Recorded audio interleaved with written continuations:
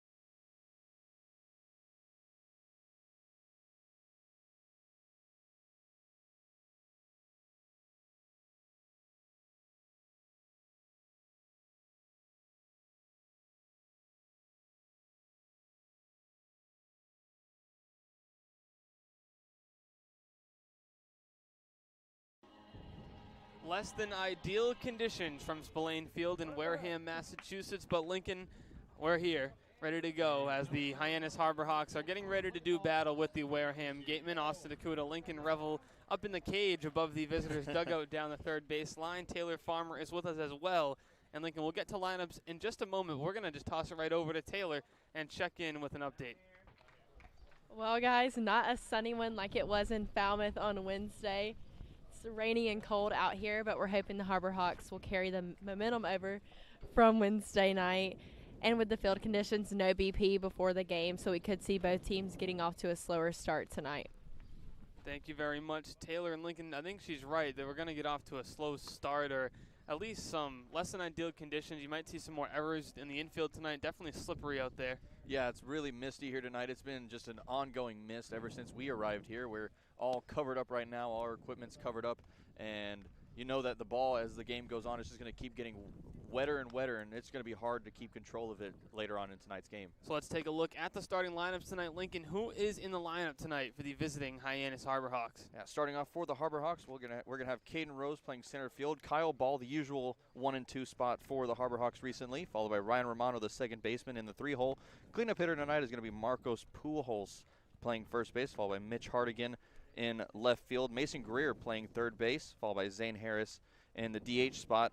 Caleb Pendleton, the catcher, followed by Dominic Johnson in the 9-hole for tonight's game. And then on the mound for the Harbor Hawks is going to be Adrian Saravo. And Saravo making his second start of the season, Lincoln. He was impressive in his first start just like last week, actually. It's been a long week, but we're here. It's Friday, and the home team, the Wareham Gatemen, are going to be in the home red, as on Fridays the home team wears the red and camo hats to honor the military. And we'll get that Wareham lineup when they come up to the plate in the bottom of the first inning. Caden Rose is set to lead us off, as he has made himself very comfortable in that leadoff spot for Hyannis. He had 2 hits in the game at Falmouth on Wednesday, and that was the Harbor Hawks win, snapping a 6-game losing streak, and they would go on to defeat the Commodores by a score of 5-2, and Rose has an even count at 1-1 as he fouls off a fastball. And Lincoln, Caden Rose has been hitting the ball really well lately. He had 2 hits in the last game and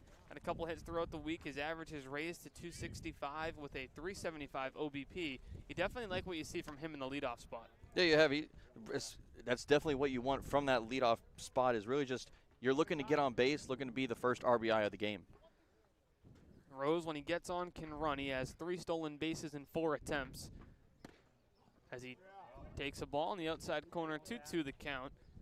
On the mound tonight for the Gateman is Rubio Candelario, a right-handed pitcher standing 6'2" from Marist College. He comes to us from the Bronx in New York as Caden Rose goes down looking to Candelario for out number 1. Yeah, that was a good little breaking ball there from Candelario. Just touched the corner, and a good way to get Rose looking for the first out of the game. And Candelario on the hill tonight, he's actually cousins with Detroit Tigers third baseman Jaime Candelario. So some MLB blood in his family. As Kyle Ball, the Stetson shortstop, stands in. 1 away in the inning after the strikeout, and an off-speed pitch sails a bit on Candelario for a ball, 1-0. It's Ball, then Romano. Pujols is in the cleanup spot tonight. You love to see a little bit of power from Pujols there. Pujols, he's been doing pretty well for himself lately. He's had a few hits in the past few games for the Harbor Hawks. The team leader in RBI with 5.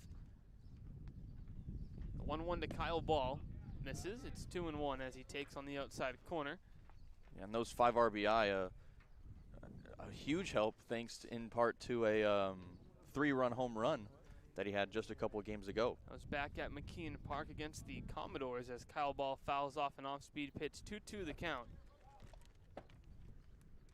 Ball had 2 hits as well against Falmouth. That's just a couple days ago. He's been playing really well lately. Or his Ball is starting to get on base in that 2 spot for the Harbor Hawks as him and Caden Rose have become a nice tandem in the 1-2. The 2-2 count to Ball. Chopped to third. Fielded on a hop to throw across the diamond is in time for out number 2. Nice play over at third by Jack Brannigan. Yeah, good little routine play there from Brannigan. He had a high chopping ground ball, but he was able to pick that up. Easy throw over to first base for out number 2. And with 2 away in the inning, that brings in Ryan Romano, his first start in the season in the 3-hole. We've seen him a couple times get the start in the 9 spot as Romano digs in for his first at-bat against Candelario. Yeah, Romano, his last appearance coming against the Catuit Kettleers a few days ago. And in that game, he ended 0 for 3 with a flyout, a groundout, and a strikeout. He went down looking back in the 3rd. Looking to extend the inning just a bit as he's ahead 1-0 to Candelario. He hits that ball well to right center field. The right fielder's breaking back on it, twisting and turning and making the catch. Just shy of the wall for out number 3. So the Harbor Hawks go down in order. The Gateman coming up to bat in just a moment on the Harbor Hawks Baseball Network.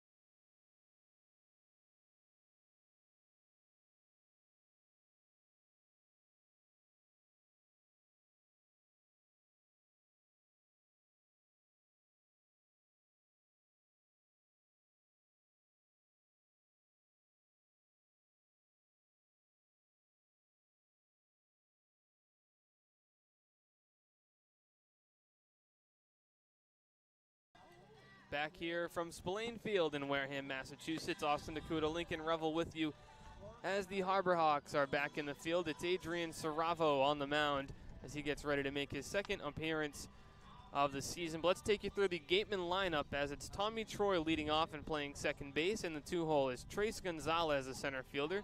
Batting third is Cade Kern, the right fielder. Batting cleanup is Owen Diodati, the left fielder. Batting in the 5 spot for the Gateman, Justin Williams, the DH. Batting 6, Jimmy Crooks, the catcher. Batting 7, Jack Brannigan, the third baseman. Batting 8 is Angelo Despigna, the first baseman. And batting 9, Cody Jeffries, the shortstop. And Lincoln, Adrian Saravo on the hill for the Harbor Hawks is a guy who is on a lot of scouts' radars. Has a good pitch mix, a fastball, slider, splitter, changeup. A great personality, one of the nicest people that you're going to meet. And his teammate, Mason Greer, over at third, and Saravo will tell you this very proudly, he struck Mason out twice in the same game back at JUCO. But Mason did have an RBI off of him. You can check out a video on our YouTube, What to Know Wednesdays, where some of our players give you a little insight as to some fun facts into their collegiate careers or their baseball careers as a whole. Very good idea there from our sideline reporter Taylor. The whole What to Know, the whole sort of series, I guess you could call it, is her idea. Now Saravo, as you said, just a joy to be around. He's in his first appearance of the season actually did an exceptional job throwing 3 innings. He allowed 2 runs on 3 hits. He walked 2 and he struck out 2. So it's not the optimal appearance that you would want from him, but still a great appearance nonetheless, especially for a debut. Looking to throw strikes. Like we saw earlier in the week, some of the players had some trouble throwing strikes. Obviously, Andrew Baker and Cade Halamano didn't have great starts, but it was Hunter Dula against the Commodores, who threw 4 innings and just allowed 1 run with 6 strikeouts, and he was really terrific. Yeah, Dula did an amazing job in it was Wednesday night's game, as he threw 4 innings, as you mentioned, allowed 3 hits, 1 run, walked 1, and he struck out 6. Adrian Saravo comes out with a fastball at the knees to strike out Tommy Troy, looking for out number 1. The defense for the Harbor Hawks looks like this. It's Caleb Pendleton behind the plate, Marcos Pujols at first, Ryan Romano at second, Kyle Ball at short, Mason Greer at third. And left is Mitchell Hardigan, in center Caden Rose, and in right field Dom Johnson. Those 3 outfielders can all play all 3 outfield spots. See them mixing and matching, and Pendleton gets the start tonight behind the plate. We saw Hackenberg in the last game.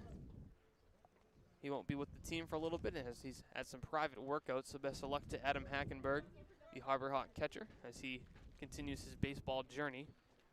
The 0-1 is a ball, 1-1 the count to the center fielder, Trace Gonzalez. Now Hackenberg being gone, definitely going to put a damper in the little catching rotation that the Harbor Hawks had going up earlier on in the season. It should be a 2-man crew between Pendleton and Post, as Gonzalez fouls that one back. His account holds at 1-2. On the season, Gonzalez has been solid for the Gatemen. He's batting .217 with 4 walks and an RBI, a .333 on base percentage. So you'll take that out of your leadoff or your second spot in the lineup. The 1-2 is grounded to third. Mason Greer has it go just by his glove, and it gets into left field, so the runner will reach.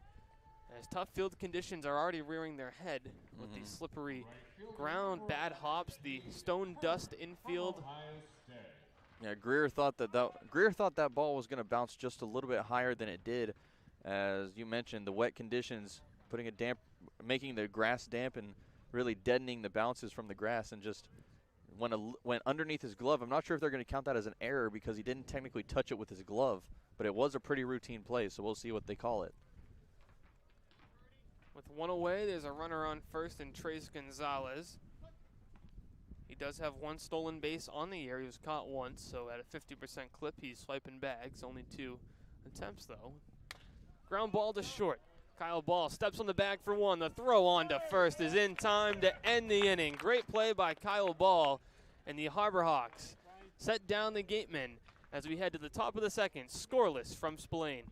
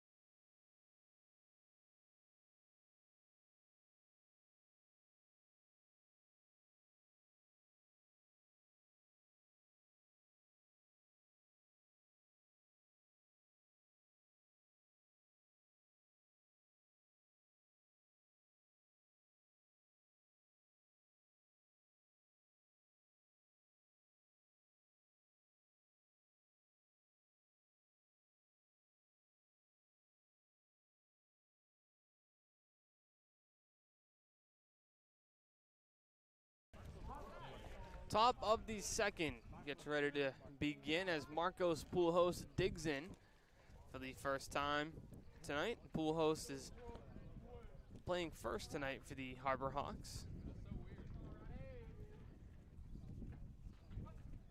Yeah, Pujols started his season a little bit rough, as I believe he got out to an 0 for 12 spot before finally getting his first hit, that 3-run. Actually, he had a single before he got that home run, but his bat has been on fire ever since he broke that slump. As he lofts that one to shallow right field, charging in, and it's gonna drop for a base hit. Good effort out in right field, but unfortunately for Kern, he comes up just shy. Pujols continues to swing a good bat, coming off a night in Falmouth where he had a pair of hits, Lincoln. He drove in 2 runs as well. Yeah, Pujols really one of the front runners for the defense, especially during that game in Falmouth. As you mentioned, a couple of hits, a couple of RBIs as well, and just a overall great game from him. And it's like almost as I was just mentioning how electric his bat has been. There he goes, getting a leadoff base hit here in the second. Mitchell Hardigan digs in now with nobody out here in the top of the second. Hardigan, another staple of this Harbor Hawk lineup this season, has been in almost nearly every game to this point. Florida Atlantic outfielder hitting 188 on the year. He swings and grounds that one to second, a high chopper. They'll not try to go to second, they'll just go to first for 1. So that moves Pujols up to second, but the fielder's choice. Yeah, that was a good decision there from Troy, being able to come up on that ball. It was a little too slow to get Pujols down at second, but a good choice going over to first and getting the sure out from Hardigan. That brings up Mason Greer with 1 away, a runner in scoring position on second base. That's Marcos Pujols. Greer came into the year as a switch hitter, or listed as a switch hitter, but he said he's just batting from the left side from now on because at the college level he didn't face a ton of left-handed pitching. So we decided just to hit from the left side permanently. Got more at-bats on that side anyway, so he's abandoned being a switch hitter, will be a full-time left-handed hitter as he transfers to Missouri State. Had an incredible year at McLennan Community College. A lot of his teammates are also transferring to Division I colleges and universities as well. Yeah, MCC, I'm pretty sure, is just a 2-year school, if I'm not mistaken. So, yeah, you'll have to transfer out after your sophomore season. A lot of players choose to transfer out after their freshman season. Went there, had an incredible year, and we'll go on now to Missouri State. The 1-1. That misses outside. 2-1 the count to Greer.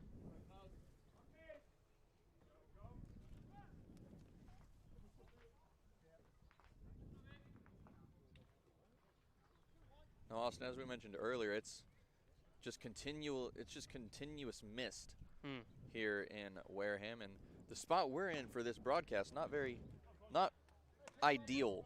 No, Definitely not. We're in the this little contraption called the cage, which is basically just we're sitting on top of the Harbor Hawk dugout and we're surrounded by nets. So just wide open for the rain, and we're covering up the best we can, but interesting. Runner goes to third, and they got Pujols trying to swipe third. So Pujols is caught stealing. It's ball 3 to Mason Greer. I didn't think he tagged him, actually. We have a pretty good view of third base from here, and it looked like he missed that tag. The umpire said he got his leg, but I never saw a swipe, but I guess he saw something that I didn't. Greer heading to Mississippi State as mentioned, and congratulations goes out to Mississippi State and their captain Rowdy Jordan, who played for the Harbor Hawks back in 2019. So congratulations to the former Harbor Hawk who just won a championship at the College World Series. Yeah, I was honestly very surprised. I thought Vanderbilt was going to pull that one out, but Mississippi State just surprising me. The count is full to Mason Greer with 2 away. The pitch from Candelario is grounded into second base. Bobble and the throw to first is in time to end the inning. The Harbor Hawks go down without much trouble after Pujols is caught stealing at third. The Gateman coming back up to bat in the bottom of the second.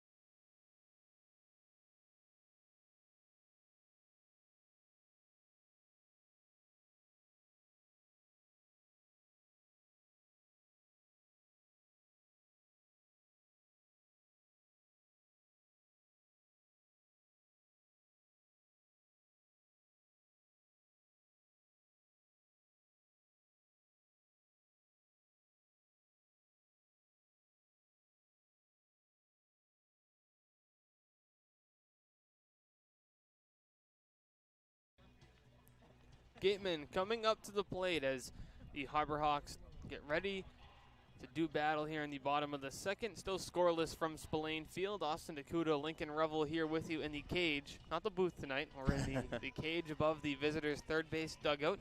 Surrounded by netting, covered by a tent as the rain trickles down here in Wareham, Massachusetts, just over the bridges.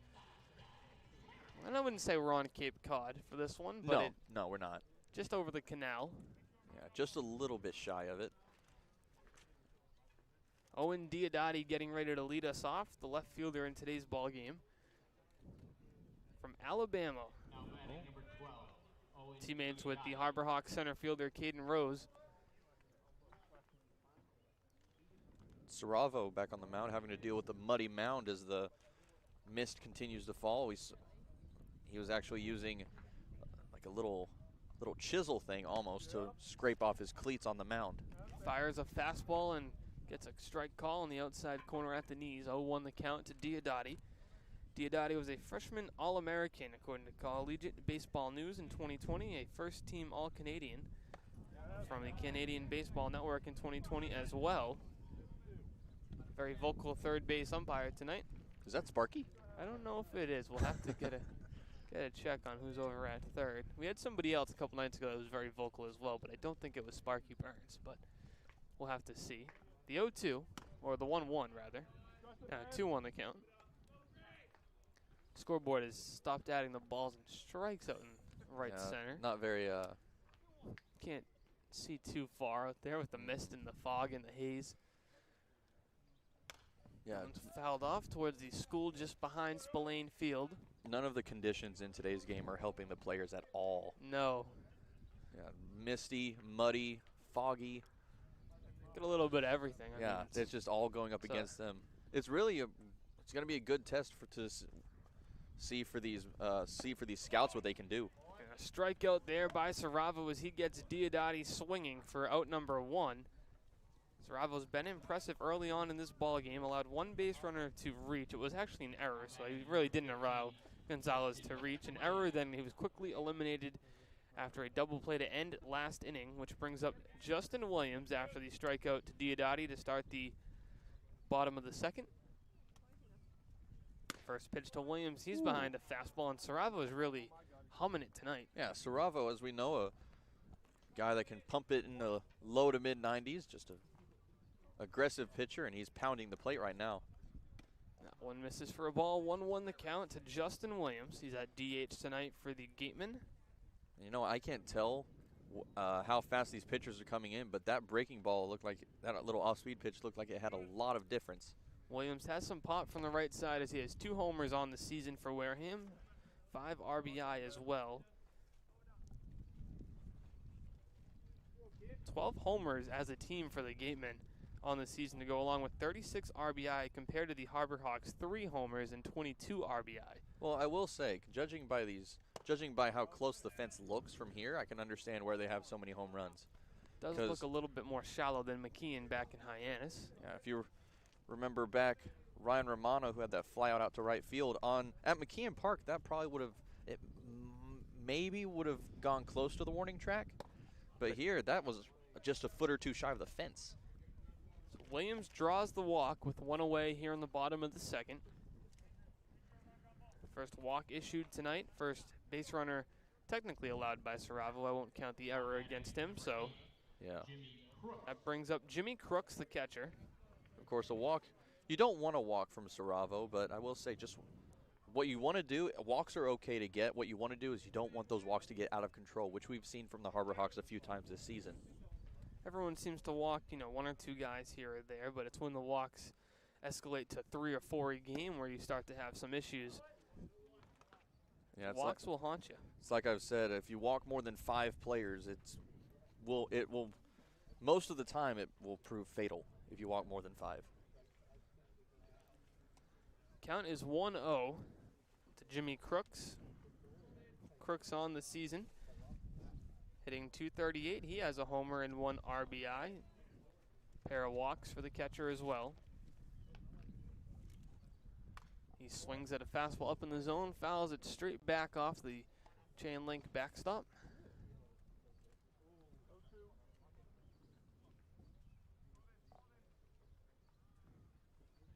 Count is 1-1. Very quiet night here in Wareham. Only about 100 fans or so in attendance. I'm honestly kind of surprised that we're seeing this many people, as a lot of fans braving the rain. A couple of our Harbor Hawks riders also braving the weather. The count 0-2 to Crooks. The windup and the delivery. Weak grounder up towards the cage. That'll keep you awake. Yeah, that came about 2 feet from hitting me. Ooh, boy. Wow. This thing really is helpful. Lincoln's awake now? Yes, I am. Oh, my goodness. That happened to me last summer, actually. I was calling in Amarillo up in Hodgetown, home of the Sod Poodles. The what? Huh? What's that team name? The Sod Poodles. The Poodles? The Amarillo Sod Poodles. It's another name for there we go. Another name for a prairie dog. Okay, I've Yeah. never heard that. As his bat comes flying out of the hand, it may have cracked. It did. Pujols will get under the pop-up, make the catch for out number 2. A lot happening on that play, but all in all, Crooks goes down with a pop-up to first. There are now 2 away in the inning. Pujols moving a lot in order to make that play, as he ended up going in front of second. For those of you just joining us, Austin Dakuda, Lincoln Revel live with you from Spillane Field in Wareham, Massachusetts, as this is an audio-only broadcast, as our all-away broadcasts are audio-only. You can catch us with video and audio at our home broadcast. The next home game will be Sunday. 2 away in the inning. That brings up Angelo Despigna, the first baseman. Despigna also with 1 home run on the season. He has struck out 14 times. Comes to us from Mercer University.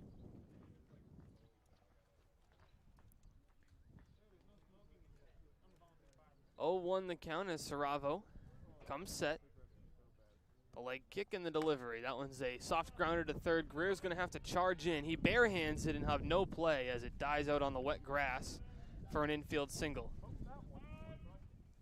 It was a weak hit. The wet grass slows it down. Nothing you can do on that play. Greer did a terrific job to come in and even barehand it cleanly. As the ball's so wet, I wouldn't have been surprised if it slipped right out of the hand, because the infield's pretty soaked. Yeah, that was just a perfect placement for that hit. And I don't think he meant to put it there, but, it was just a pretty lucky bounce as it ended up chopping, and it was slow enough that it landed just about even with the cage, actually, and Greer just couldn't get to it in time. So Jack Brannigan reaches on the infield single, which now brings up Angelo Despigna. We had the lineup switched around for a second. But Despigna coming from the left-handed batter's box. He's from Mercer University. As Brannigan is on first. That's Crooks, who was retired before Brannigan. That one is pumped up out of play, a foul ball. Justin Williams, the DH, is on second. So the Gatemen with 2 away in the inning, have a runner on first and second, looking to get the first run across in the ball game. And Despigna actually sporting the Mercer University helmet as opposed to Brennigan on first, who's sporting the Gateman helmet. This will be the 26th pitch for Saravo. His pitch count's pretty fairly right where it should be. I mean, you're looking for about 15 pitches an inning would be more accurate. A lot of guys in the majors are about 10 to 15 an inning, which puts you get 7 innings out if your pitch count's 100. Yeah. Saravo not too far off the mark. The count 1-1 now. Now, what we've seen a couple of times this season, something you don't see very often, a couple of immaculate innings up in the show. And for those of you that don't know, immaculate inning, 3 up, 3 down, all strikes. So no more than 3 pitches. So Yeah, 9 pitches. 9 total pitches, that's one of the most impressive things you can do, because that's just near perfection in 1 inning. The 1-1 is flown to shallow left field. It's going to get out of play, as there are goalposts that head across the outfield. They're not in play. One's behind the fence in right center, and one is, it's out of bounds, maybe. Depends where they have to draw the line. It might be playable if it goes over towards that goalpost on the left field line. Yeah, maybe. This is definitely a unusual field. The fence is all temporary. The football bleachers actually open to fans, as we have a couple of people out there just standing around. Yeah, solid. The lone fans. Solid crowd for a rainy night. It's nothing that they're used to on the nights where it's beautiful weather, as Saravo with a nasty off-speed pitch in the dirt to strike out Despigna and end the inning. The Gateman strand to the top of the 3rd, coming at you in just a moment on the Harbor Hawks Baseball Network.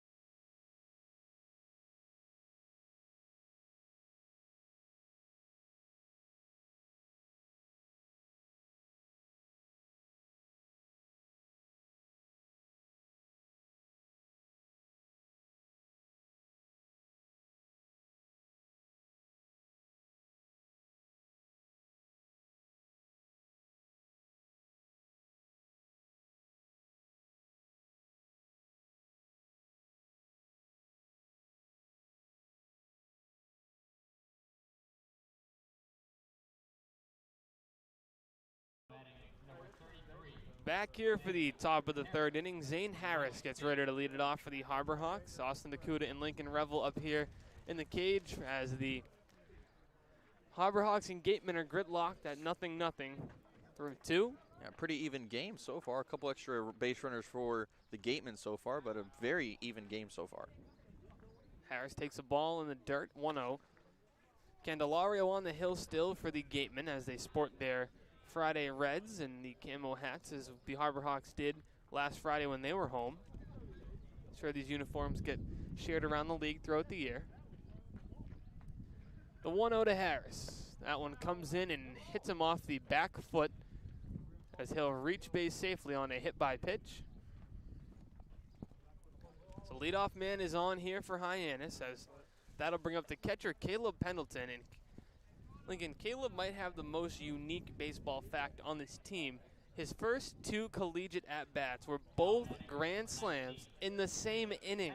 Wow. That'll never happen again. No, and it's probably never happened before. In the same inning, your first 2 collegiate at-bats. Yeah, no. Both grand slams. Yeah, that's never happening again.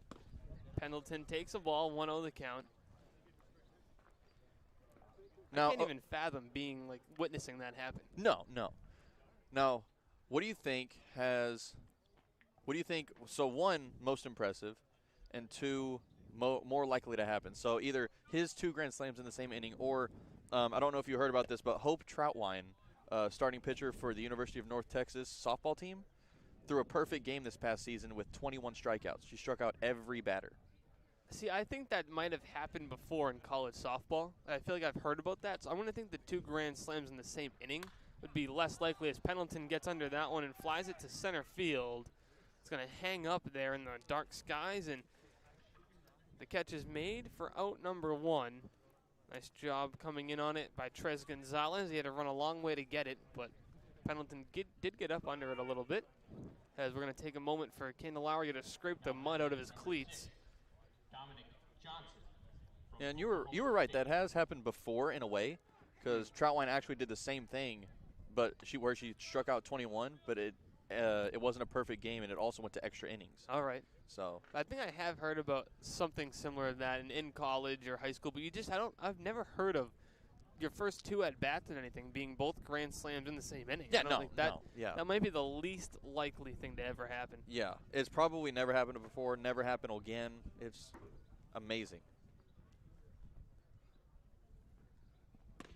Dominic Johnson steps in with 1 away. Zane Harris on first for Hyannis. The misty rain continues to swirl around Wareham here at Spillane Field. It's a chilly day today. It started out kind of warm, but then it's gotten a lot colder, as it's right at 60 degrees right now. Feels like 59 actually. Dom Johnson ahead. 2-0 in the count on Candelario. Harris gets a modest lead at first. The pitch thought about going around, but held up, and it'll be called a ball. So 3-0, 1 out, runner on first. Johnson have the green light here? No, I don't think so. Not this early in the game. If it was a more important situation, maybe, but for now, no. The 3-0 from Candelario. It's a called strike at the knees. 3-1 the count. Taking all the way.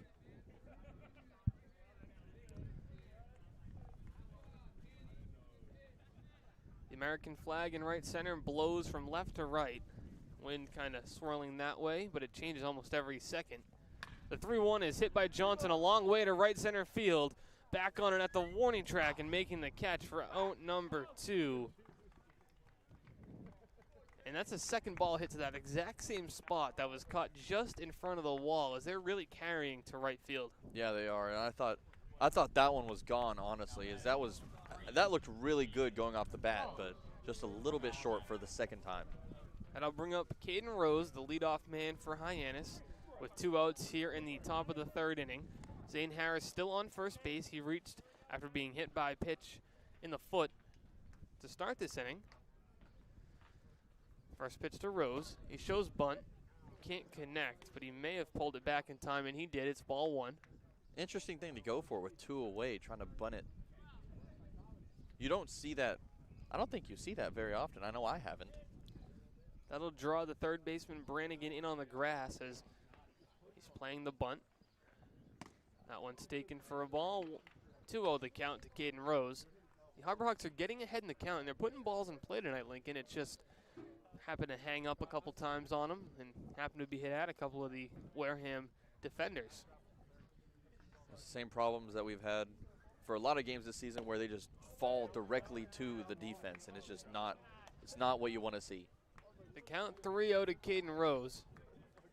Hard red light here calling it. 2 away in the inning, a runner on first. Kyle Ball is on deck for Hyannis.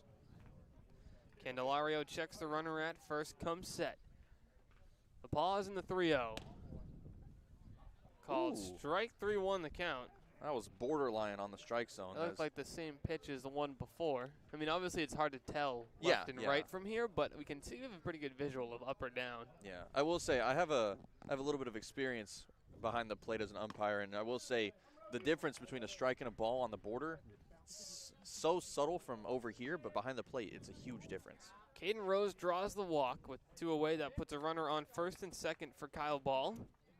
Now batting number 26, Kyle Ball from Stetson.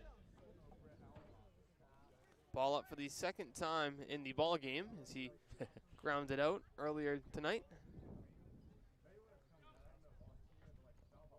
Ball reached base twice in Wednesday night's game against the Commodores as he walked both times, reached home once, but ended his night 0 for 3.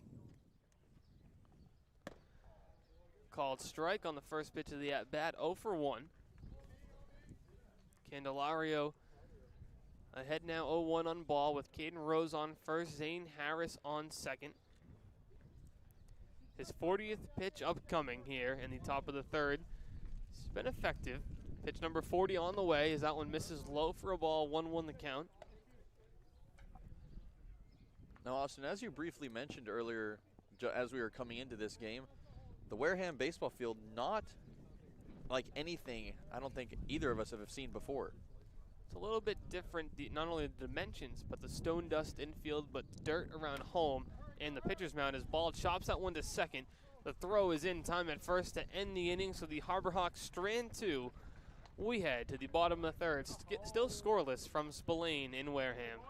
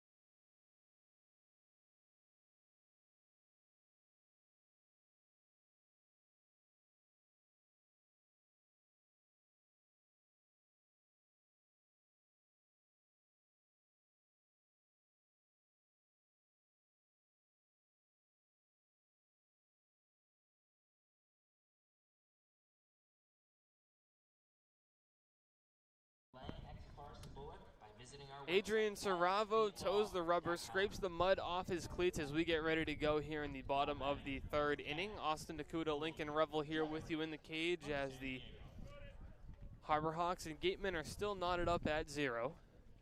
Not a ton of action, Lincoln. A few base runners have reached, but nobody's advanced past second base. We had one attempt. It was Marco Spoolhost, but he was caught stealing, going second to third. Close play there at third base. Saravo getting ready to enter his third inning of work. He's been efficient so far. First pitch of the inning is going to miss for a ball, 1-0 the count. Cody Jeffries, the shortstop, leading up. It's 9-1-2 this inning for the Gateman. Jeffries, Troy Gonzalez due up. The 1-0 from Saravo. That pitch is popped up into shallow left field. Twisting and turning is Kyle Ball. He's under it, makes the catch as it nearly popped out of his glove, but he holds on for out number 1. Anyone up for a snow cone? That was started out as a routine play, turned a little scary as that bit of white just popping out of his glove at the last second, but he was able to hold on to it for out number 1. In steps Tommy Troy from Stanford, the second baseman for today's ball game. He struck out to start the game looking. Or to start the bottom of the first looking, rather, in the leadoff spot. Saravo takes a deep breath, winds up the delivery and the pitch. Swinging on the first pitch is Troy as he fouls it off just over the first base dugout and out of play. 0-1 the count. Now, Austin, one thing that we saw on Wednesday that we also haven't seen this season was Dula, who went 4 innings instead of the usual 3. Now the question is, do you think he'll let Saravo go 4, or do you think he's going to go 3 again? Troy hits this one relatively well to right field. Johnson had to run a long way. It gets down. So Troy is on his horse. He's around second, heading for third. The throw to the infield is over the head of Romano. He was getting the sign to go home, but holds up at third, so it's a triple, as it would have been a tough play for Johnson. He had a long run after that ball. We'll get the official score, but I'm assuming they're going to rule that a triple, as he had to try to pick it off his shoestrings. Yeah, that should not be an error. That should be a hit. That puts a runner on third with 1 away as Trace Gonzalez digs in for the second time. He reached on an error to third, back in the bottom of the first.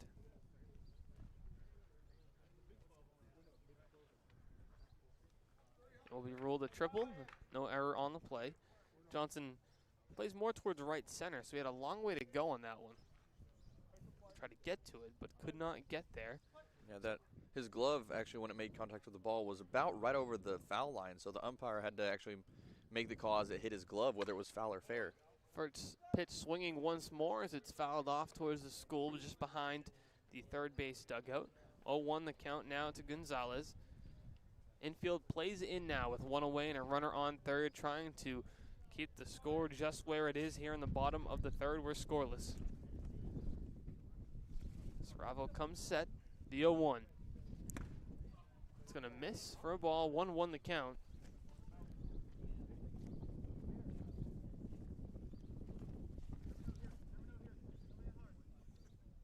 Windy, rainy afternoon, or evening now here in Wareham.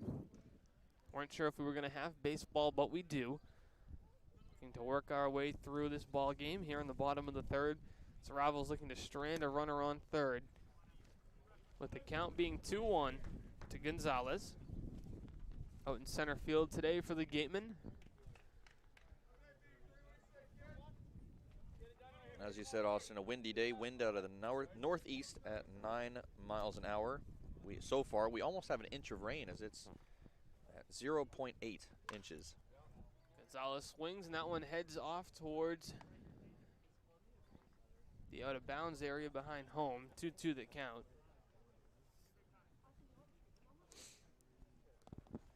Gonzalez from Atlanta, Georgia. Attends Georgia Tech. Stays within state. Count is 2-2 to Gonzalez. Saravo comes set. Rocks a bit in. Winds up and fires. That one's popped up again. 3 straight in that direction. All pop-ups behind the school, as we'll hold that 2-2. The conditions definitely could be worse. They could be better, but they're good enough to play baseball. Yeah, the rain not as bad as it was in Brewster. It's a little bit more foggy than it was against Brewster, but the rain is not as hard, and it's honestly still playable, even though it has been raining all game. The 2-2, a weak ground to the first. Pujols couldn't get out of his glove, so the run's going to score. He flips on to first for an out. So unfortunately for Hyannis, the first run comes across the plate. The Gatemen take a 1-0 lead. But they do get an out, so it's 2 away, base is empty. Harborhawks chasing 1. Yeah, and that was a tough play for Pujols. He had time to get it to home up until he couldn't get it out of his glove, and so he had to end up stopping and sort of turning in mid momentum and then tossing it over to first. Now batting number 11, Cade Kern from Ohio State. Cade Kern digs in with 2 away. From Ohio State, he swings on the first pitch. That seemed to be the theme tonight. A lot of first pitch swinging between both teams. Lots of foul balls as well, and although the weather isn't ideal, there are still a few fans, a few kids chasing after the foul balls. Good chance for them to get a lot of souvenirs tonight. Oh, yeah. The 5 of them who are brave enough to attack, as that one's grounded back to Saravo. He makes a play, flips on to first for out number 3, so the Gatemen get 1. We head to the top of the 4th. Hyannis looking to get that one back on the Harborhawks Baseball Network.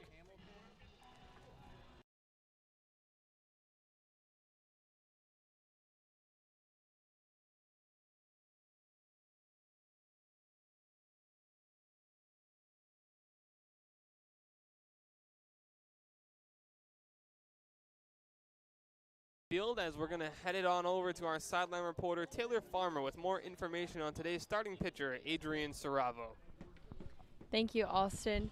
Just touching on Adrian Saravo again, you know, last Friday he got the start, and I talked to him after the game just on his slider and developing the splitter, something that he said he worked on in the off season before college.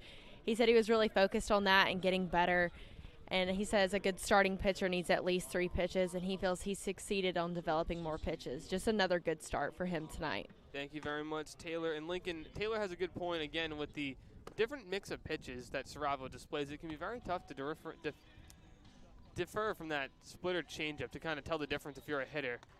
If you see a splitter coming at you, it looks very similar to a changeup. Yeah, it does, and it's 2 very similar pitches, as you mentioned, and just an important difference there is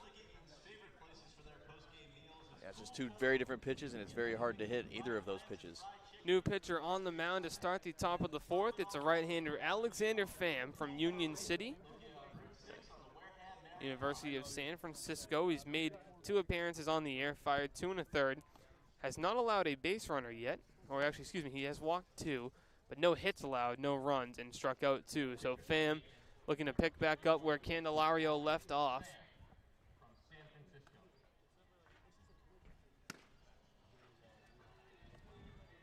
Harbor Hawks looking to get the run back that they allowed last inning. It was a triple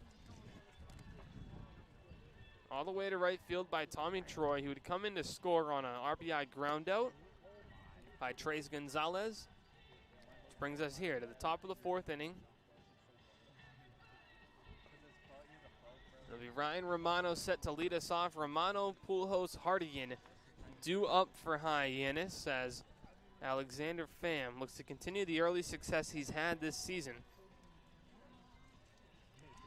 First pitch of the 4th inning is just moments away here on the Harbor Hawks Baseball Network. Austin Dakuda, Lincoln Revel with you as the wind picks up a bit to start this 4th inning. The flag moves in every direction. Hard to tell where it's exactly heading. The wind, it's sometimes swirling to the right, sometimes to the left, sometimes in, sometimes out, a little bit of everything. As Ryan Romano gets ready to lead us off here in the top of the 4th. The Harbor Hawks bullpen perched atop left field here at Spillane Field, just out near the foul pole. The home bullpen just down the right field line to the right of the foul pole. Harbor Hawks relievers are in play to catch a home run tonight. The 0-1. Grounded to 3rd, moving to his left is Brannigan. The throw on the run is in Oh, he's time. off. He's off. He may have came off the bag, but they're going to rule him out anyways for out number 1. Yeah, he stepped off. It's hard to tell because that first base bag is also gray. It's all covered up in the dirt, so it blends in with the dirt on that back half where his foot was extending from. There was no discrepancy between the call that was made at first. The home plate umpire didn't say anything, and the Hyannis coach just didn't mention it. So it looks like we're going to have that call stand where it is. No challenge or anything. I heard some disagreement from the players in the dugout, but not anything. Nothing from the first base coach, so that's usually a good indication. That's very true, yeah. Marcos Pujols digs in. He's dropped in a single earlier in the ball game, but was caught stealing as he chops one back to the mound. It's going to be picked up at first. A flip onto the pitcher. Pham covering is in time, and it's a quick out number 2. The Harbor Hawks are being retired relatively quickly by Pham out of the bullpen, and there's 2 away here in the top of the 4th. Yeah, and Pham doesn't have a lot of size to him, only at 5'10", but he's got some power in him. He's really slinging that ball in there tonight. I can see why he has yet to give up a hit or give up a run. That'll bring up Mitchell Hardigan with 2 away. The first pitch to Hardigan misses below the zone. 1-0. I got to say the strike zone is tight, but it's consistent. It's been fair for both teams, it seems. Long pause from Pham. The windup, the 1-0. Hardigan laces it to center field. Coming in to make the catch is Kern for out number 3. So the Harbor Hawks go down in order. They still chase 1 here as we head to the bottom of the 4th on the Harbor Hawks Baseball Network.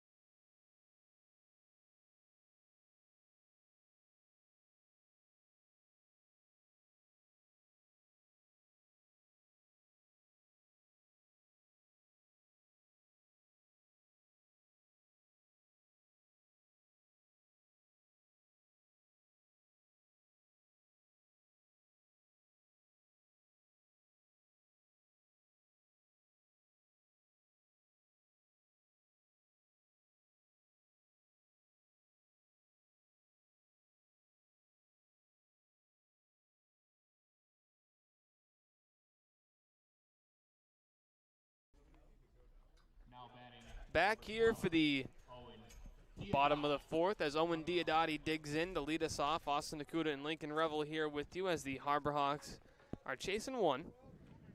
The run came home after a triple by Tommy Troy. He was then brought in by an RBI groundout, which brings us here with Owen Diodati getting ready to lead us off. Adrian Saravo has been pretty good on the mound tonight for Hyannis, getting ready for his fourth inning of work. So the first time through the rotation, the starters went 3 innings. Now we saw Hunter Dula and Falmouth go 4. We'll see what the formula is tonight. Very vocal third base umpire. That kind of scared me a bit. I think everybody knows now the call. That one's a called strike on the outside corner. 1-1 the count. I would say that's Sparky out there, but, you know, we don't have a list, and I didn't see his face last time, but I think that's the most. Sparky was the most vocal umpire we've had all season, and he's pretty vocal, to say the least. The count 2-1 to Diodati. Second at bat of the night. He struck out swinging earlier in the ball game. A rising junior at Alabama. The 2-1. Can't connect with a fastball. The count moves to 2-2. Good pitch by Saravo. Saravo's been in the zone. He's been inducing weak contact. Everything you want out of your starting pitcher. It was really just the one triple that's come back to bite him. The 2-2 pitch. In the dirt. Knocked down by Pendleton, but it's ball 3. The count moves to full at 3-2. And Saravo, as you mentioned, doing a good job. He's only allowed 2 hits so far. His deal, what's going on is he's also, well, really no, he's only walked 1. That error and the walk. The 3-2. Lined back off the backstop. The count will hold where it is. Very quiet ballpark tonight. Even the fans here haven't been too loud. I'm sure they're all getting a little bit chilly, just trying to keep warm. 3-2 is skied out to center field. Caden Rose is running back on it. He settles under it for out number 1. Just a long fly out there. Saravo retires the leadoff man. And another scary pop fly, as we've seen a couple from the Harbor Hawks. That's the first ball from the Gateman that has really gone too far, and that was just a long ball, but a long out, as you mentioned, for Diodati. Justin Williams digs in. He walked earlier in the ball game from Penn State, same school as our producer Matt Laurent.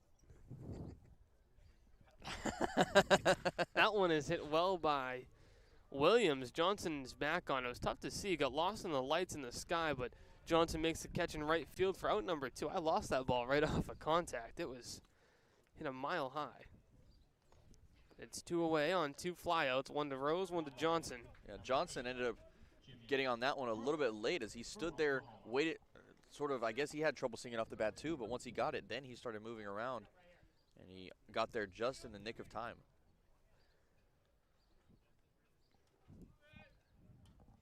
Two away in the inning. That brings up the catcher, Jimmy Crooks. Ooh, that one goes off of the school, comes just over our heads, and got to keep your head on a swivel. Those must be reinforced windows. Yeah.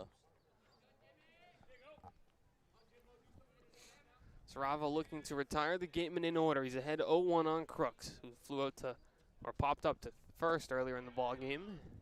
Checked his swing, but held up. 1-1 the count. You know, one thing I've noticed, this cage really is dangerous because you don't just have to watch ball. You just don't have to watch balls coming from the front. You also have to be careful watching them come from the back. Yeah, the ricochet could be dangerous. That one could over. I'm more worried about Taylor than us, but you know. Ground ball up the middle for a base hit, just goes past Saravo. So it's a 2-out single for Jimmy Crooks, which extends the inning another batter. Saravo over 50 pitches now in the ball game. Not a necessarily high pitch count, but we'll see how long they allow him to go as we build up our starters here early in the season. And no action in the bullpen quite yet. Lots of those cream-colored hoodies out in the Harbor Hawk bullpen. Can understand though. I've got one on right now. Incredibly warm. It is incredibly warm. Crooks gets his lead from first. Brannigan at the dish. He's playing a nice game defensively at third. Has Brannigan. First pitch is blocked by Pendleton. It does get away far enough to allow Crooks to advance to second. So a runner moves into scoring position. That one came up and it hit Pendleton on the bare arm as he tried to block it. So he'll take a minute to regroup behind home. Yeah, it was a good job. He got his body in front of it, but like you mentioned, it went off his arm, and it was on the wrong side of his arm as that went off the outer part of it. 1-0 the count. As Pendleton looks ready to go, Saravo will scrape some mud out of his cleats.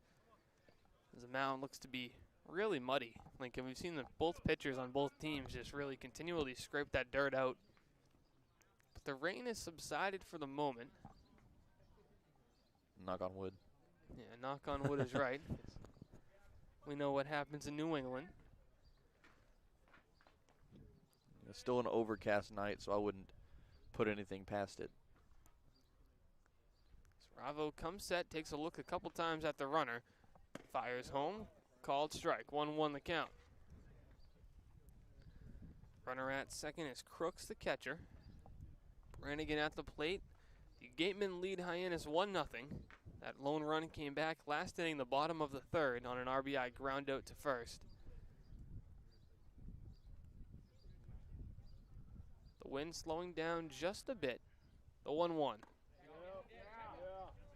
Swung a bit. We'll see if he went. They'll check it first, and they'll say he did not go. There's an interesting call over at first base. Yikes.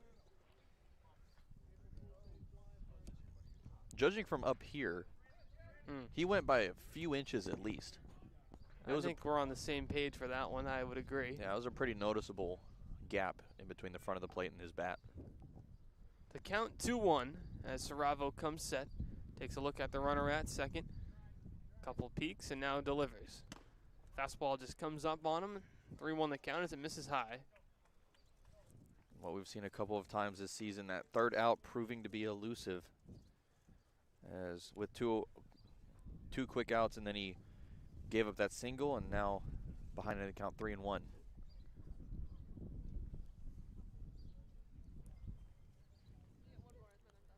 Saravo comes set, takes a look at that runner once more, the 3-1. Misses for ball 4, so he walks the 7-hitter, Brannigan, which brings up the 8-hitter, Despigno with 2 away. That'll put runners on first and second with 2 away still in the inning. As a mound visit upcoming as Coach Calhoun comes to the plate, or comes to the mound rather. We'll see if this will prompt a pitching change, or if it's just a check-in with his starter. There's still, I don't see any action in the bullpen right now. Everybody's just standing there. I think they might throw behind the bleachers. It's hard to tell. Oh, they might, yeah. I haven't seen anybody throw. Yeah, because the Gatemen, they have all their players down the line, as you mentioned. And but they throw behind right field, it looks like. So you can see a tarp covering the mound, but so it's going to be impossible. And here comes a pitching change as the reliever comes in. It's a left-hander jogging in from right field. Do you think that both teams work from the same mound, and they have to walk, our pitchers have to walk all the way around? It's very possible because our bullpen's in left field, so our reliever's running in from right field. So he may have walked all, that's a troop to walk across the field there. But Adrian Saravo's day is done. He leaves a runner on first and second with 2 outs, a pitching change, but a really good night for Adrian Saravo. He gave a quality start tonight for Hyannis. So we'll have a pitching change here from Wareham. We'll be right back on the Harbor Hawks Baseball Network.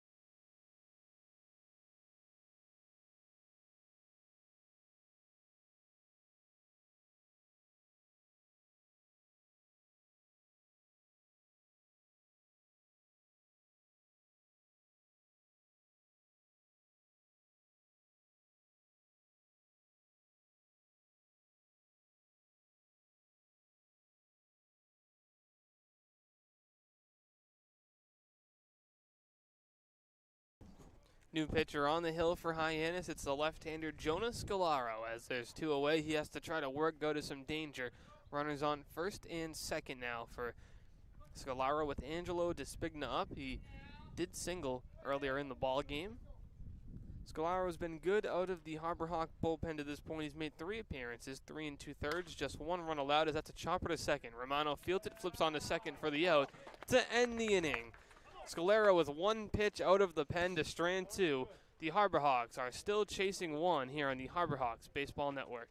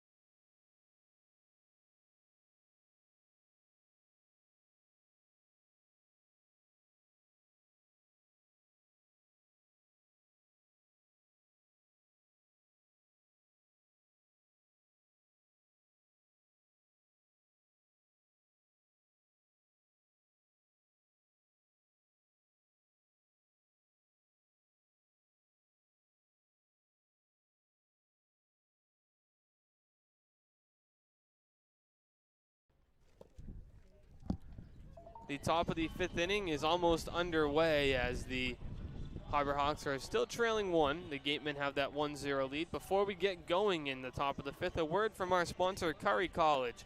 Earn a bachelor's or master's degree, complete a certificate, or take single course through the Division of Continuing Education and Graduate Studies at Curry College. In-person and high-flex classes run days, evenings, and weekends in Milton and Plymouth. To learn more about programs in business, accounting, criminal justice, education, nursing, and more, visit curry.edu. Mason Greer getting ready to lead us off here in the top of the 5th inning as the rain has picked up just a bit. Still more of a misty haze than anything else. First pitch to Greer, misses for a ball, 1-0 the count.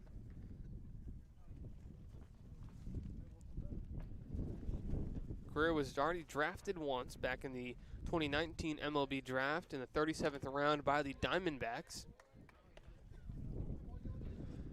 Now, I'm not sure what the answer is. How far back does the MLB draft go?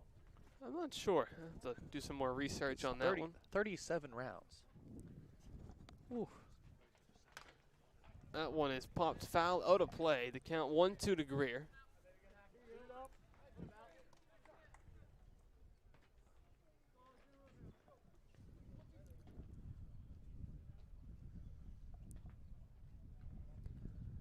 Pham back on the mound for the Gateman for his 2nd inning of work. That one's in the dirt, 2-2 the count.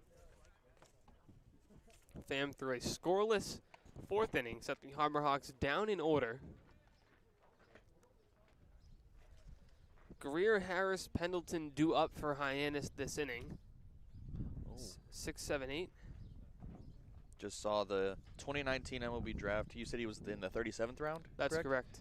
The 2019 draft was 40 rounds. All right. Greer takes a called strike 3, so he goes down looking for out number 1 to start the top of the 5th.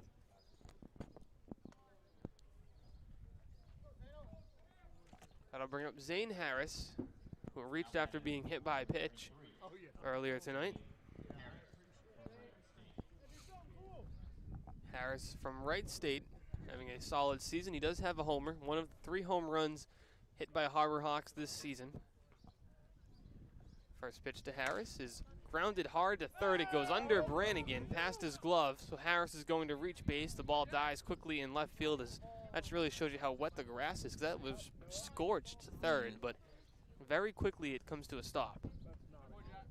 Yeah, and both players on the both third basemen in that hot corner becoming cold right off the bat as, yeah, like you said, hard hit ground ball just died and then went right underneath the glove and under the legs of Brannigan.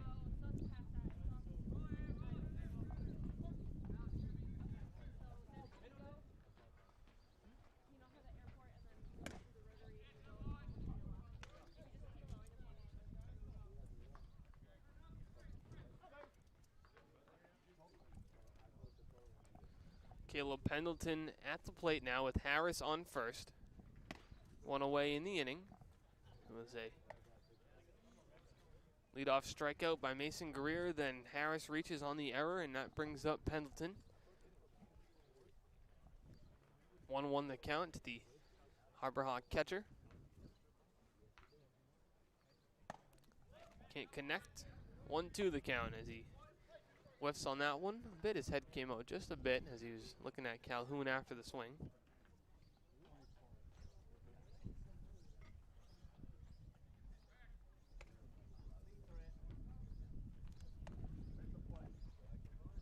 Harris on first.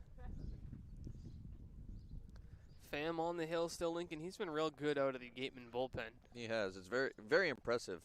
In these conditions, he still has a lot of control, and he's pumping the ball in there. The 1-2 by Pendleton is hit well to left field. A dive and making the catch. What a terrific play out in left field. Full extension by Diodati to rob Pendleton of a base hit, and there's 2 away.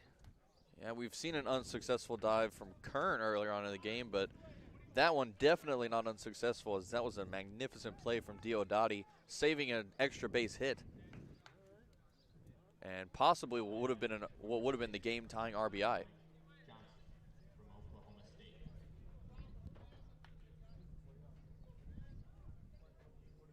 That'll bring up Dominic Johnson. He hit the ball, well, his first time. So that one's a called strike.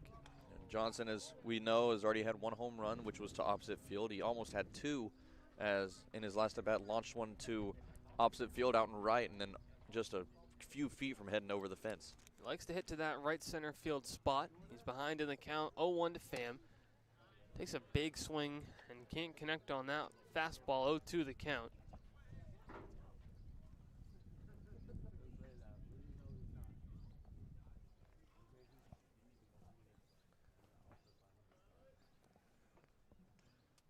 Harris gets his lead from first with 2 away here in the top of the 5th. The 0-2.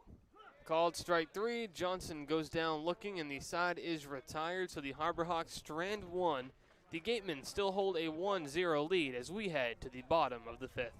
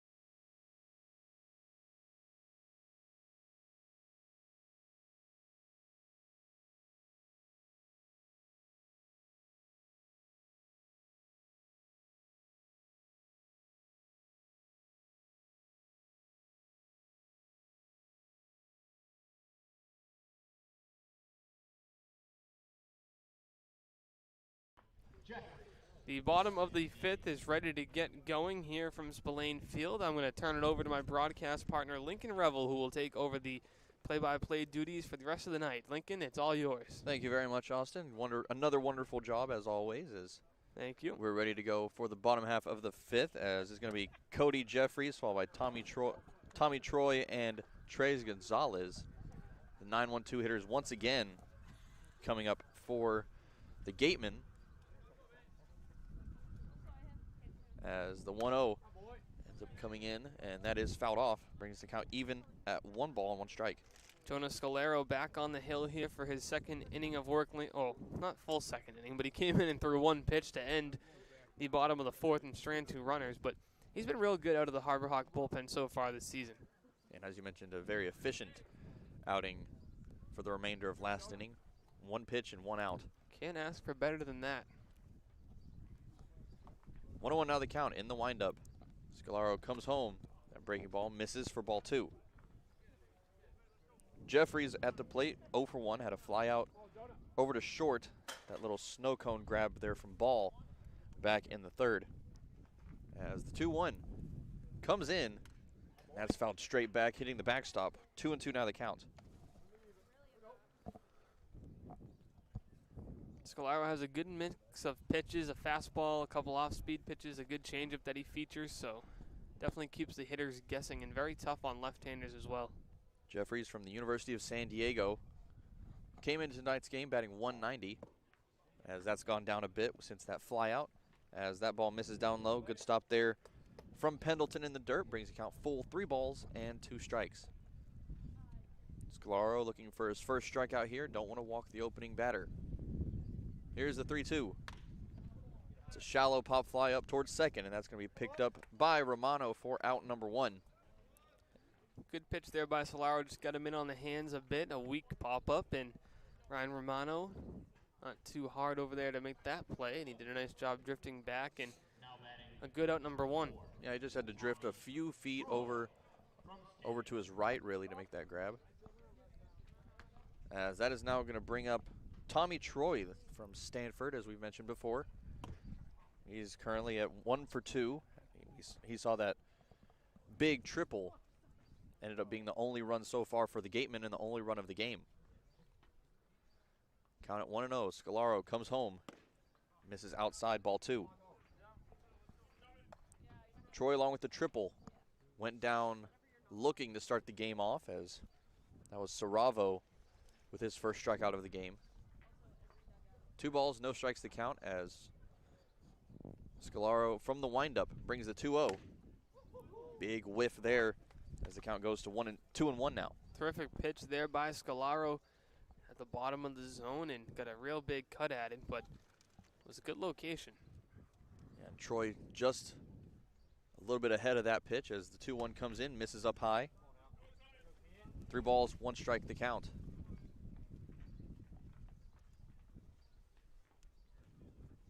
Gonna try to find a good place for that fastball, keep Troy from making contact while still finding the zone, as the 3-1 comes home. That's up high, ball 4. And a 1-out walk for Tommy Troy brings Trey Gonzalez to the plate now. Just missing just a little bit with that fastball. The muddy cleats may be a little bit of an issue here as Scalaro continues to try to stomp out the dirt. The infield hasn't looked too bad. There might be one benefit of the stone dust. It's not muddying up as much as the clay mound. Not getting stuck into the players' cleats. The infielders haven't really been paying too much attention to their cleats, so that might be a good sign. The stone dust in the infield, a dark gray, as whenever I got here, it looked a lot like it was asphalt, as that one's bunted into foul territory down the third base line. And another weird thing from this field here in Wareham, the foul line is along the grass, which leaves the whole little running lane as that little, what'd you call it? The rock dust, or the stone dust? Stone dust, that's what it is, yeah. All the stone dust is just a one big running lane, as that foul line is along the grass.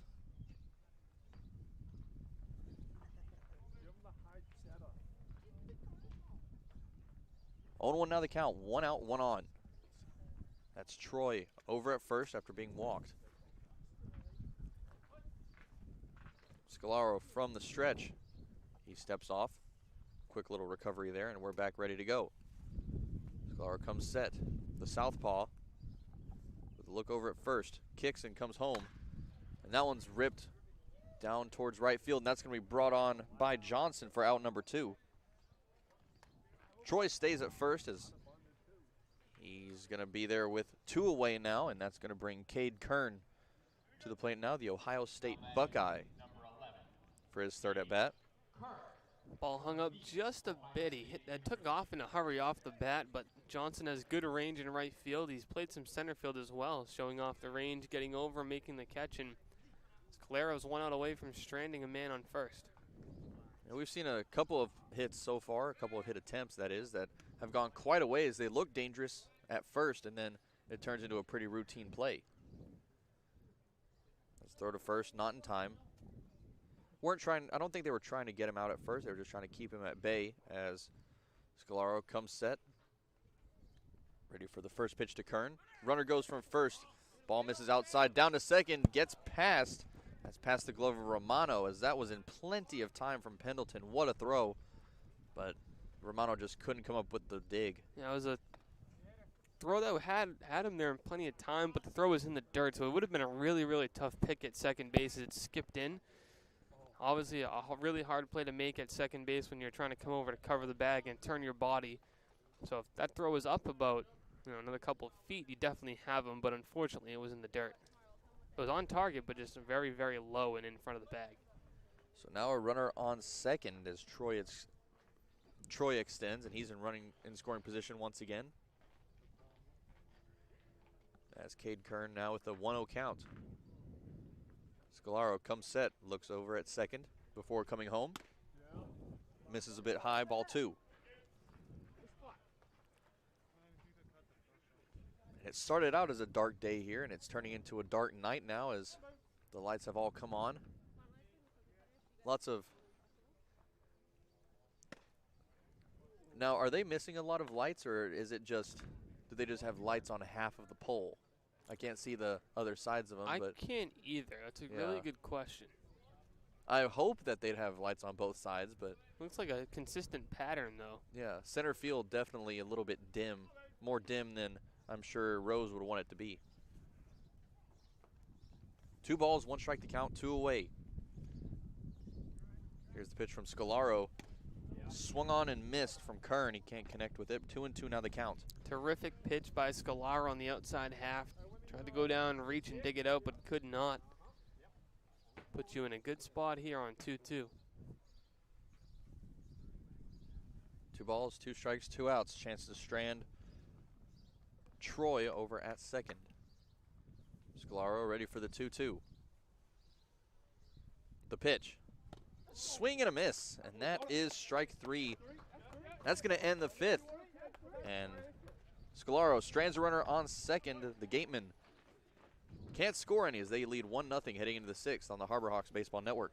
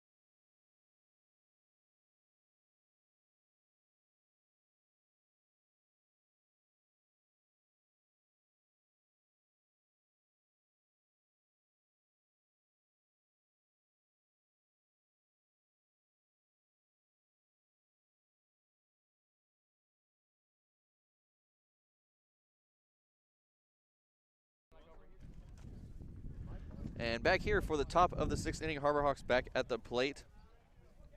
As Caden Rose is going to start us off, followed by Kyle Ball and Ryan Romano. The 1-2-3 hitters, as this one is popped up towards foul territory behind first base. And that's going to be DeSigna Can't get to it as that heads out of play as the mist starts to fall once again, and it's looking worse than it was pre-game, actually. Yeah, it's mist and wind. That combo is just a deadly 1-2 punch. And Cold players night. have to deal with the elements on the field. It definitely played a factor defensively. Also with a great idea, your hood up above the headphones. Mine doesn't work as well as my hood is a little tighter there. Doing as best I can. 0-1 the count. It's gotten pretty chilly up here as the 0-1 comes in. That misses up high. Brings the count to 2-0, or excuse me, 1-1 now.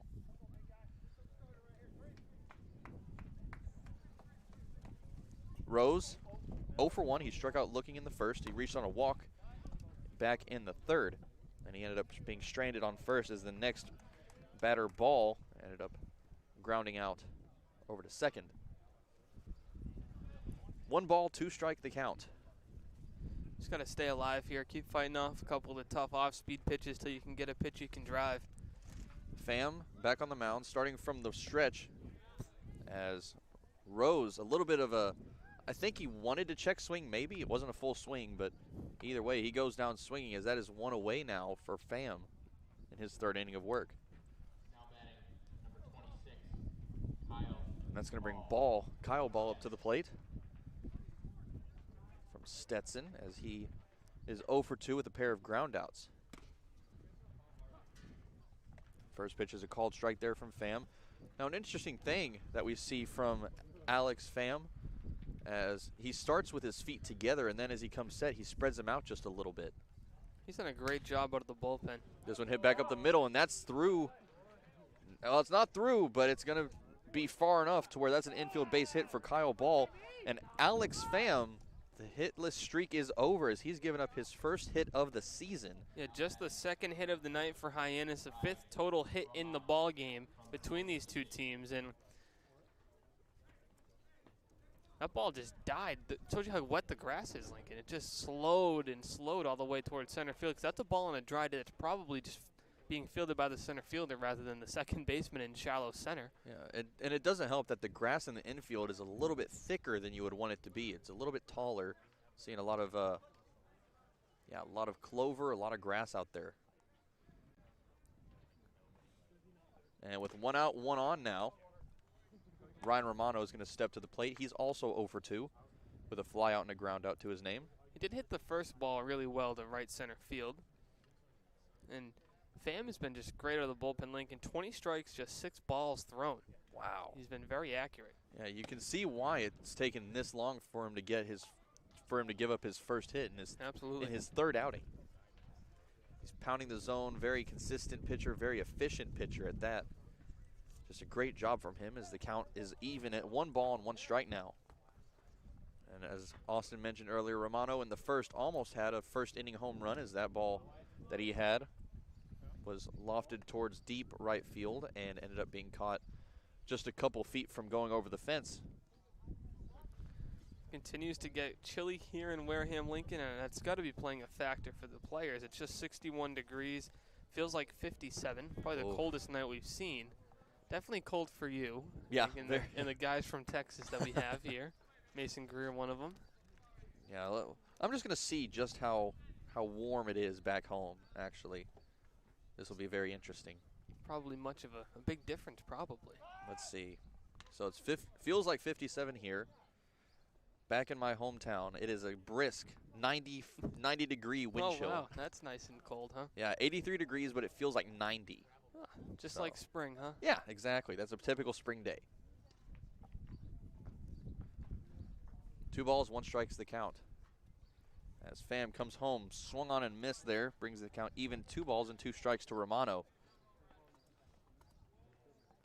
Still 1 away now. Runner on first. That's Kyle Ball over at first. As the Harbor Hawks still looking for that first runner past second base. As the 2-2 comes home, lofted back over towards foul territory. That's going to be Despigna ranging it back towards the fence, and that falls out of play. That's foul. Good job by Romano to stay alive in the count. Gets to see another pitch here. Hopefully something he can put in play. He had a couple of hits in his first start of the year all the way back against Harwich, a pair of RBI that game. He really has, as swung the bat well as a whole. The hits haven't fallen for him the last couple of appearances, but he's hoping he can put something in on this one. The 2-2. Called strike 3, a little bit low it seemed from here, but that is called strike 3, and that is out number 2 in the inning as Romano goes down looking. We've seen that called a ball a couple times tonight. That's a little bit probably too close to take there. You might want to foul that pitch off, but Yeah. has been called a ball throughout this game. I'm pretty sure that was at the shin. That wasn't at the knee. It was a pretty low pitch. Yeah. But with 2 away, Marcos Pujols comes up to the plate, and we've seen the power from him a couple of times this season, as that's going to make Crooks head on out to the mound for a little visit.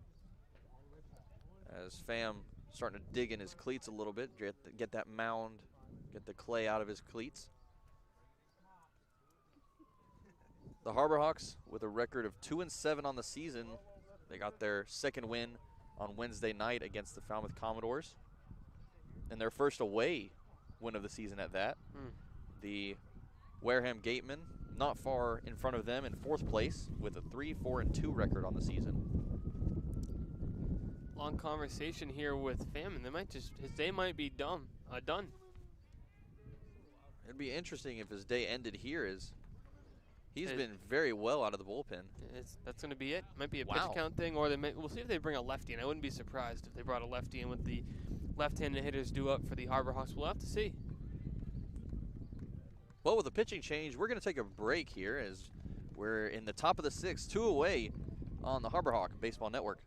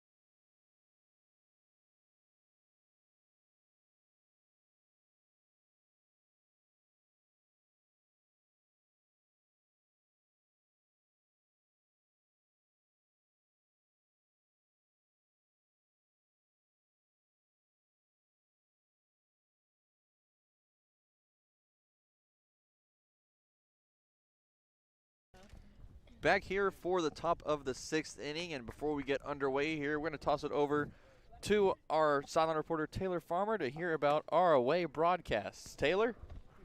When the Hawks are away from home, you can still follow along with all the game action by watching the live broadcast of every game on the team's YouTube page.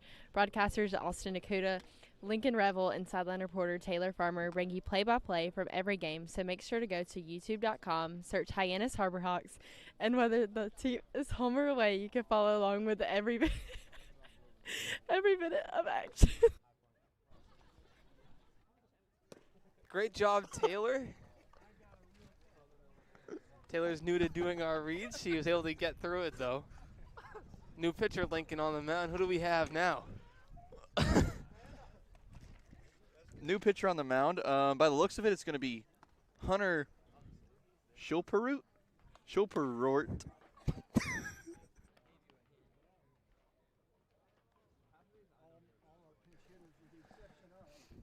Good job, Taylor, with the read. That will be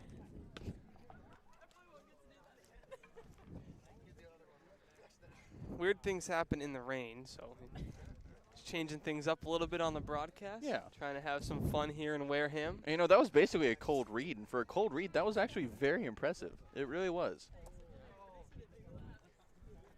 And I will say, it's kind of funny how all 3 of us so far, whenever we've done the reads, have read it in, like, 3rd person, as if, like, we say our name As if we're not the ones reading it, you know?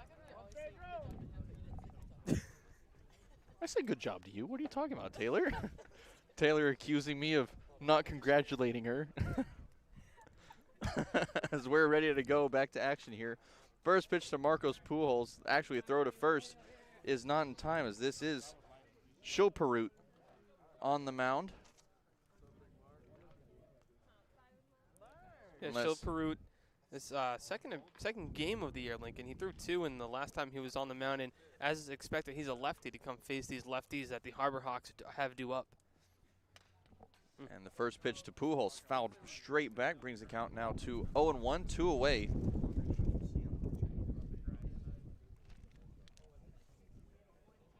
As Chilperut from the University of Pacific, standing at 6'1", 220 pounds.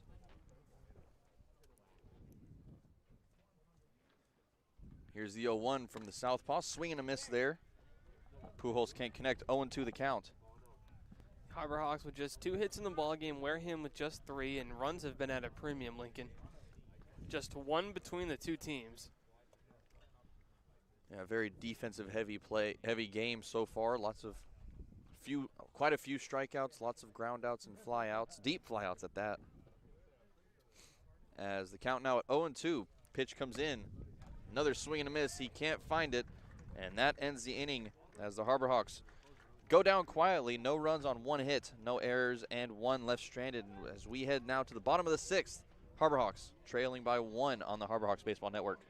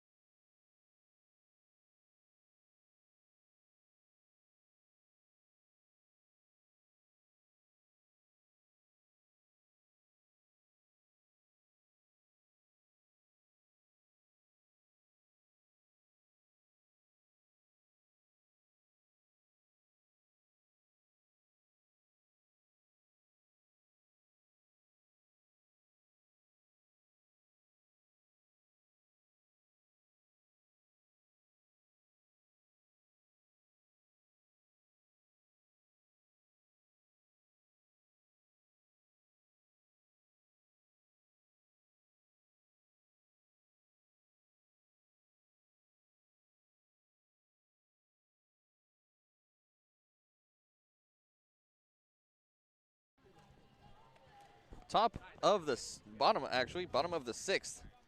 Coming up here from Wareham, Massachusetts, as Nolan Crisp is going to step up to the plate for the bottom of the 6th inning. As Crisp coming in relief of Scalaro, as Owen Diodati is going to be at the plate to start us off here. As his first pitch comes in, misses outside for ball 1. Diodati at 0 for 2 on the night. He struck out once and also had a flyout out to center. As this one's fouled straight back. Strike brings the count even at 1-1.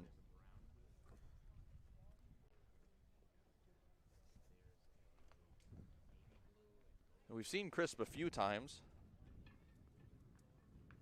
as he stands in this, actually in the windup, that is a little bit of an interesting little stance. Is this one chopped in front of the plate, as that is going to land in foul territory, and that's going to be kicked by Pendleton. Smart play. For foul ball and strike number 2. If you reach down to grab that one and it curves the last second, that could end up being a fair ball, but Pendleton just smartly just kicks it, keeping it foul.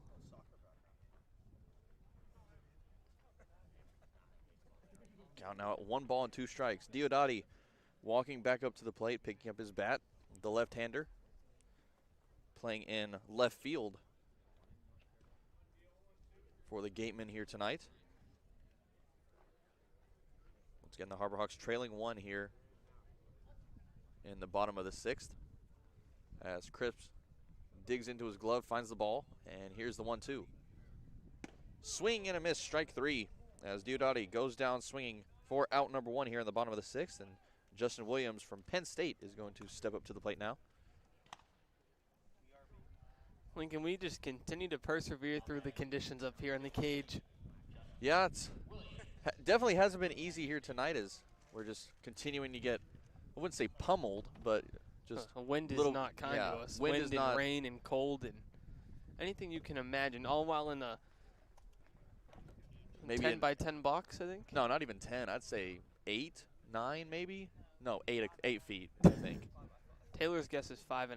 I think it's long, 'cause I can definitely lay across it. Yeah, this is longer than I am, so. So yeah. maybe 7 by 7. Maybe, yeah. Well, it's a square. We're having a hard time fitting all 4 of us in here. But we're making it happen. Yeah. 2-0 the count now as Crisp comes home. The broken bat is sent flying, and that is going to land just behind the cage, actually, and that is going to be picked up.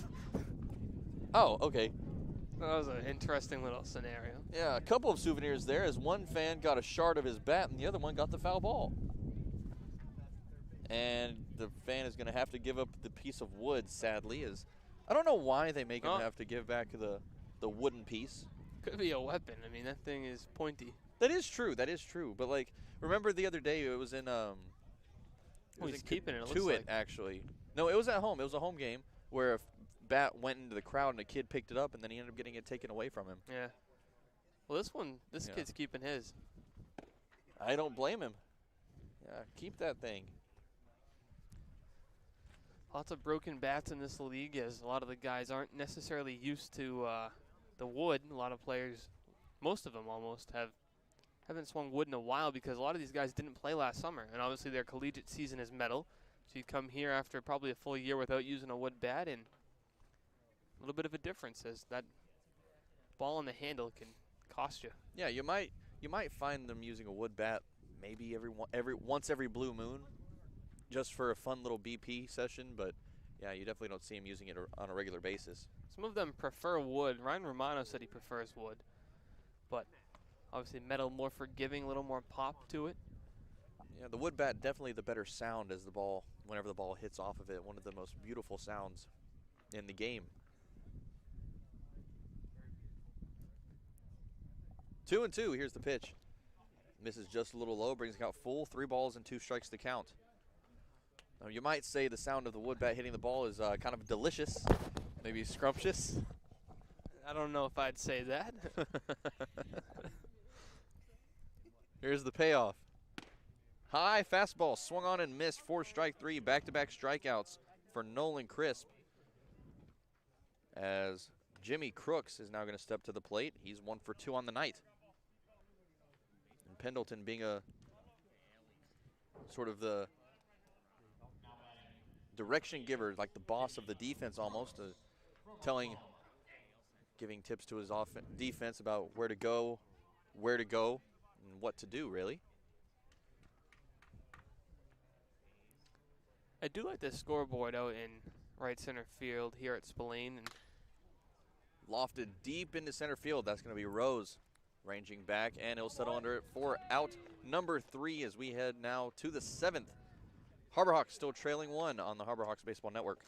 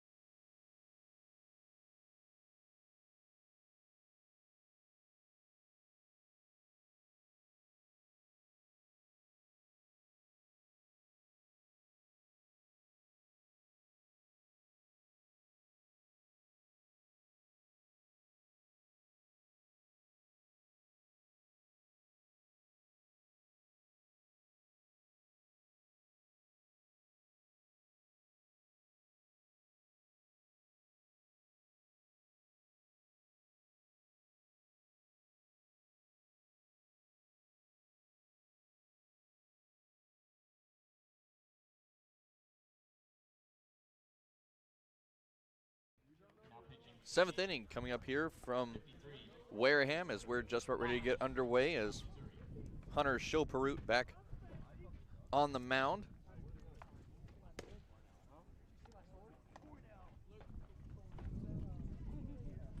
No, I apologize. That's actually going to be a new pitcher.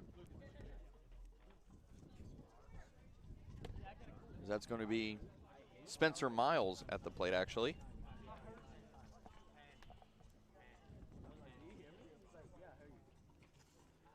Miles coming in from University of Missouri.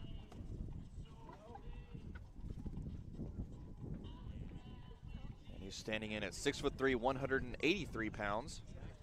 As we're ready to go here with the top half of the 7th. Due up for the Harbor Hawks is going to be Mitch Hardigan, Mason Greer, and Zane Harris. Standing in at the 5, 6, 7 holes. And Austin, we've seen quite a bit of defense and really a pretty even game all throughout. The Harbor Hawks just trying to find the right hit for the right time.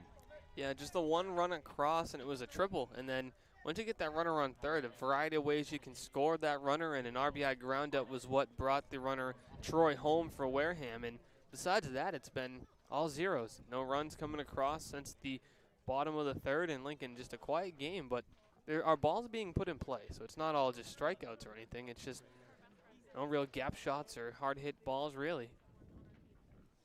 Pitch number 1 to Hardigan is going to be fouled out of play as that's a little too far out of the reach of Crooks. That's going to bring the count now to 0-1. And Austin, as we found out a little while ago, our good old friend Sparky, the third base umpire, as we've assumed all game long, but we were just clarified by that. As the pitch comes in, that one misses a little bit low and inside for ball 1. Count even now at 1-1. And Miles has been solid through 2 innings and has struck out 4 this year. Lincoln, as you mentioned, he's been out of the bullpen for a couple of those innings, and he's done a nice job looking to continue off of that. Yeah, sitting at a 4.50 ERA. Has given up 1 hit, 1 run on that 1 hit. Walked 1 and struck out 4. Count now at 2-1 after that ball misses the zone. As the wind picking up once again. That one misses low. That's ball 4. I missed a pitch there as Hardigan ends up finding first with a leadoff walk.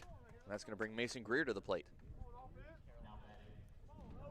Mason Greer is due for a hit here. He's put together some good swings, just nothing to show for it to this point. Swing the bat a lot better in tonight's game. See if he can get a result out of it. Yeah, we've seen a couple of good chances from Greer as he's trying to put the ball in play. He's very aggressive at the plate. He's just having some trouble getting it through and getting on base. Count now at 0-1 after that pitch. Finds the zone. As Miles comes set, the right-hander with a look over at first. That pitch misses up high. Brings the count even now. 1 ball and 1 strike to count. Greer at 0 for 2 on the night. Ground out and a strikeout in that order. He went down looking in the 5th. As missed once again, falling pretty hard. This time it's visible as that pitch is fouled off, bringing the count now to 1-2.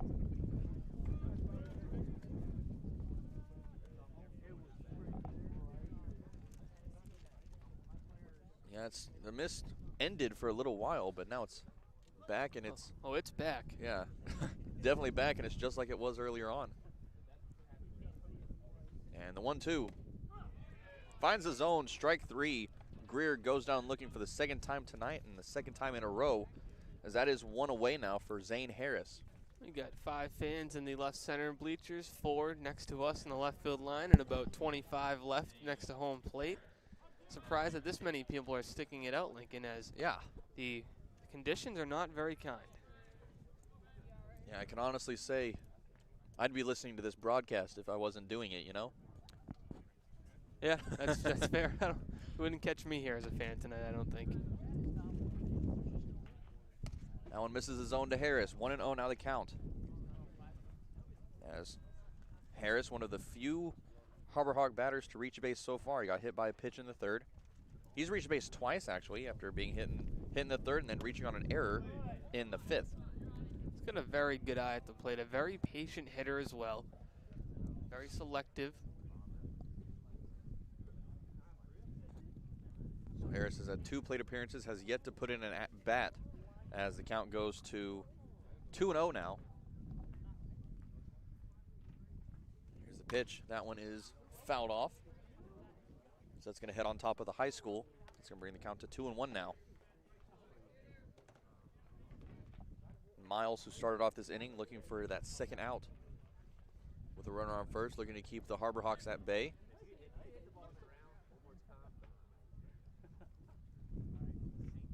Here comes the 2-1. That's popped up on top of the high school as well. Count becomes even now, 2 balls and 2 strikes. You know, I will say we've talked a lot about the cage a little bit, how bad the conditions are up here, but I will say the elevated height, the elevated view that we have of the field, a lot better than being like right at the backstop, really. Yeah, I don't mind it. You can see the whole field from here. I know a couple of our other visitor locations, we had trouble seeing one of the 2 foul lines, but here you can see everything. So that's one of the bonuses. Yeah. If the weather was nicer, I'd say this is the best seat in the house, honestly.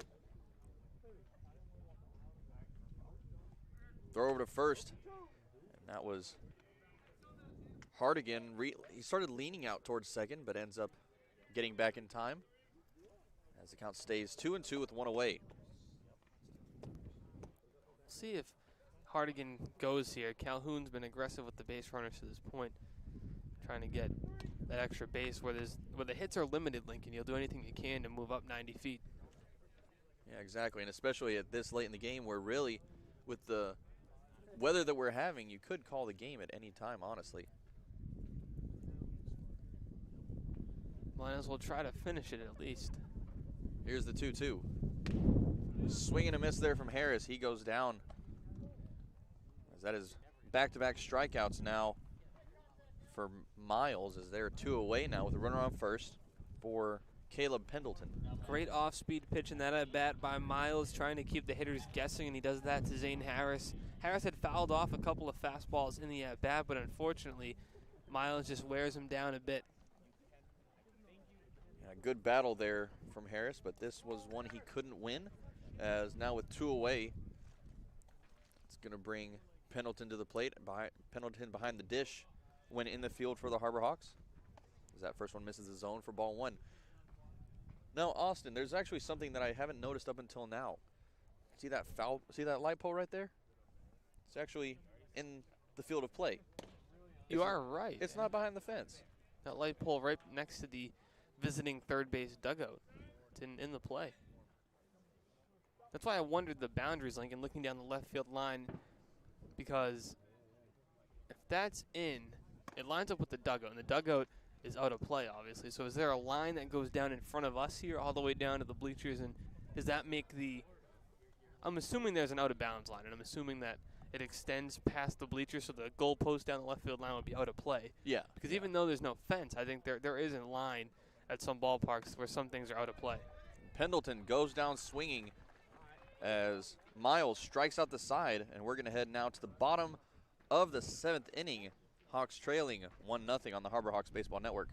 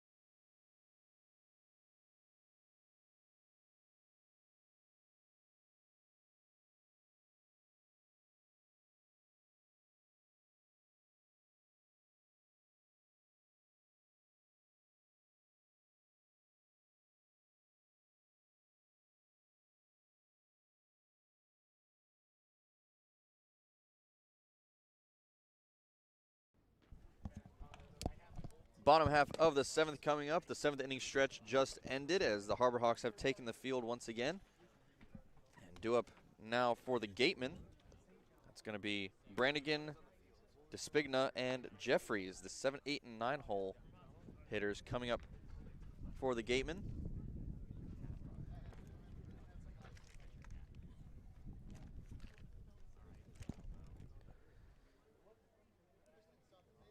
Tristan Hott on the mound for the Harbor Hawks.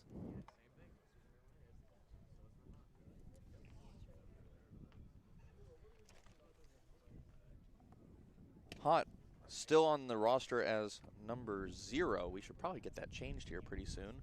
He's been with the team a couple weeks now, made a few appearances, so. Only makes it official as Hott comes to us from Dayton. Actually, he's from Wright State, which is in Dayton. A little bit of confusion there as we're just about ready to get underway. Pendleton chunks it on down as that's going to be Jack Brannigan now stepping up to the plate. Brannigan 1 for 1 with a single back in the 2nd. He also walked in the 4th. Now batting, number 9, Jack Brannigan from Notre Dame. Brannigan from Notre Dame sporting the number 9 as he digs into that right-handed box. And Hott already taking the little chisel and getting the mud off of his cleats as he just now gets onto the mound, and already his cleats filled with mud. Bunt shown, misses up high, and Brannigan able to pull that bunt back, brings the count to 1-0.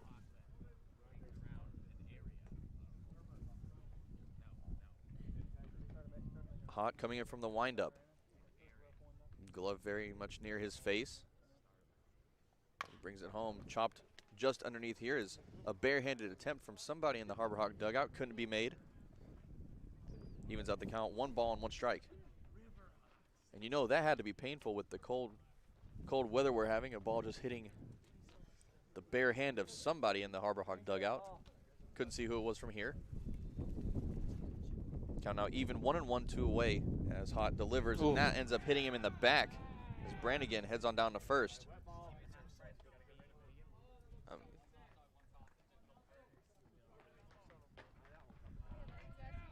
You know, that one also had to be painful.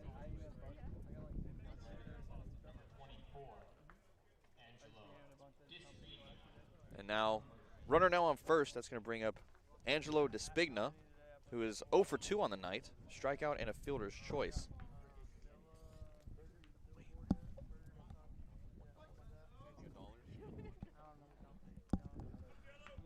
And Hott, with a runner on first, comes home, misses a bit down low. Count now at 1-0. Nobody out.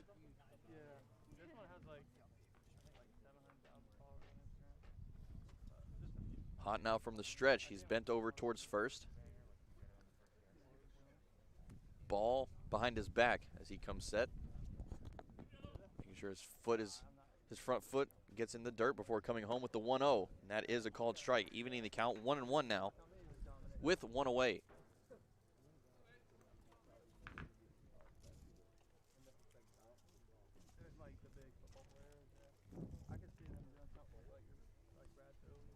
Despigna at first for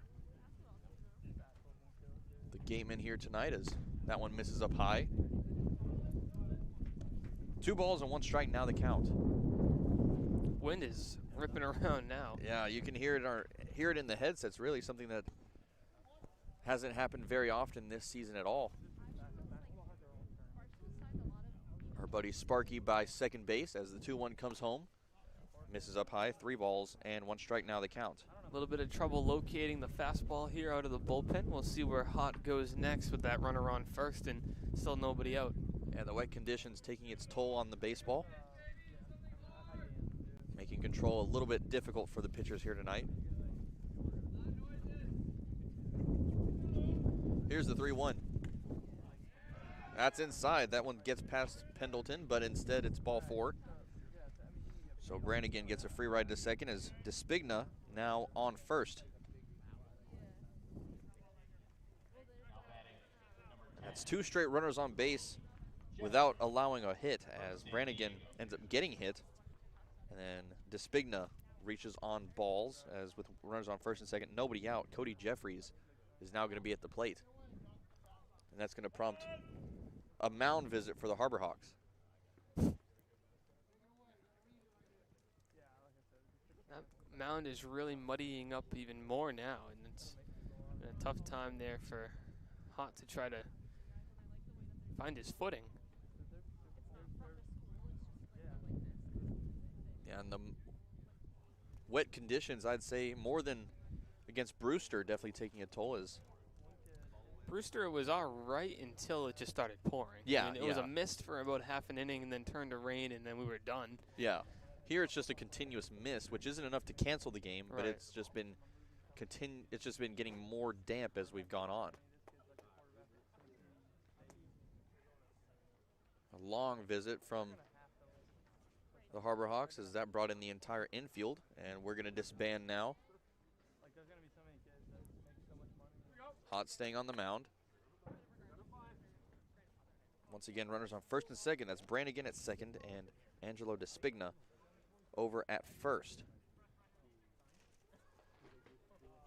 Mason Greer over at third, even with the grass, the middle infield in double play depth.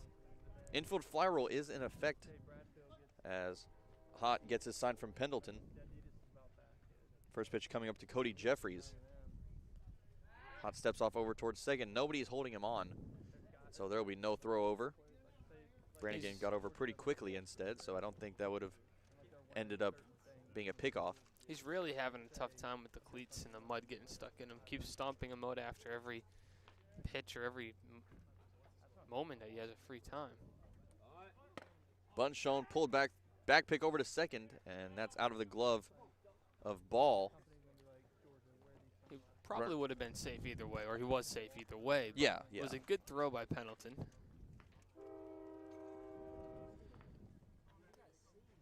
Couple of stray voices telling Brannigan to go on and head to third, but I don't think that ball got far enough away from second.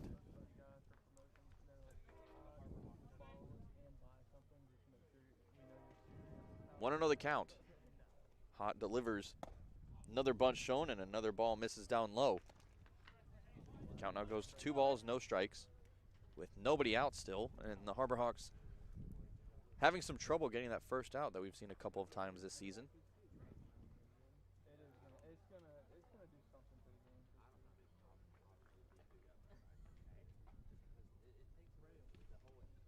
Hot with the 2-0.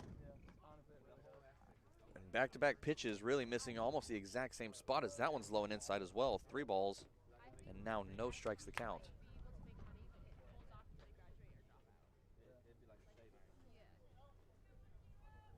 And up until now, pitching hasn't had very many problems, but this inning, that first out, pretty hard to get as that 3-0 count misses, and that is a 4-pitch walk now to Jeffries. Back-to-back walks from Hot.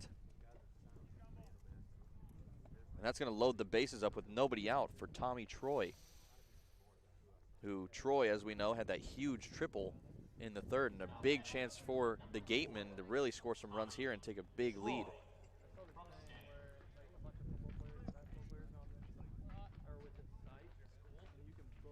Hot having trouble locating. He hit a batter, walked 2, and now he's in a real dangerous spot for a guy who has the best hit of the night.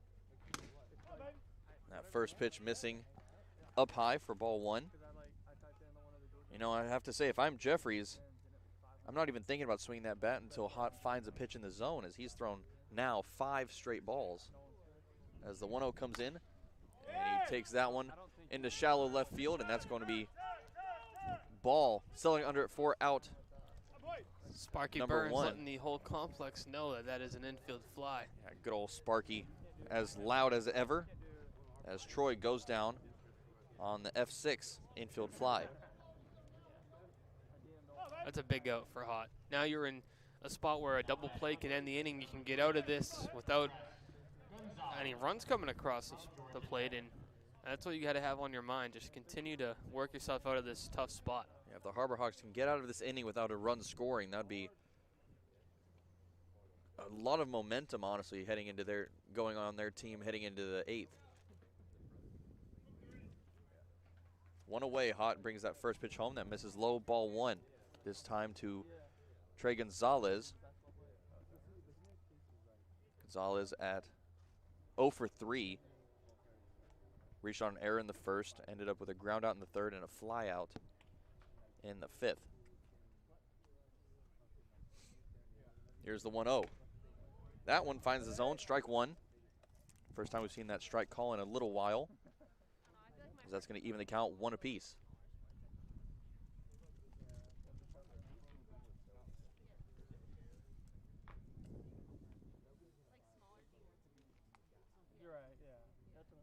We were moving pretty quickly until this inning, unfortunately. Yeah, as that one's lined down the third base line, that's going to drop into foul territory. Going to bring the count to 1-2. You're right, Austin. We were moving at a very fast pace up until this inning, and this one taking quite a while to complete.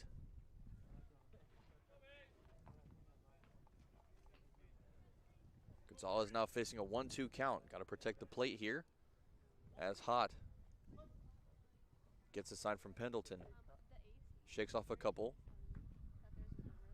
Gives a nod. He likes what he sees. Here's the 1-2 on its way. The delivery. Breaking ball. Called strike 3. A beautiful pitch there as we now have 2 away with the bases loaded. And what a chance for the Harbor Hawks to get out of quite a pickle. Yeah, a huge pitch by Hot there, Lincoln. A backdoor breaking ball to freeze him. And like you mentioned, one pitch away from getting out of this, or 1 out away.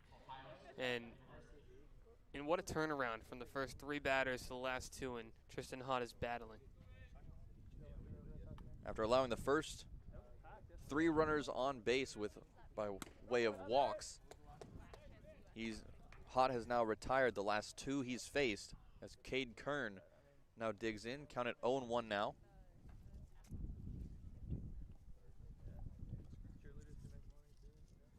Hott gives the nod from Pendleton. 0-1, 2 away. Here's the pitch. Ripped down towards short, and that is going to be through for a base hit. 1 run's going to score. That's going to score 2 as that one goes and basically stops dead in left field. And the Gatemen extend their lead now to 3-0 here in the bottom of the 7th. Just a tough break there for the Harbor Hawks. A ball that wasn't really hit all that hard, but it's just in the right spot in between short and third, and it plates 2. So now you're chasing 3 here. Still 2 runners on. Tristan Hott. Unfortunately, it's the walks like that come back to bite you. You let 2 free base runners get on, and you have 2 that have come home.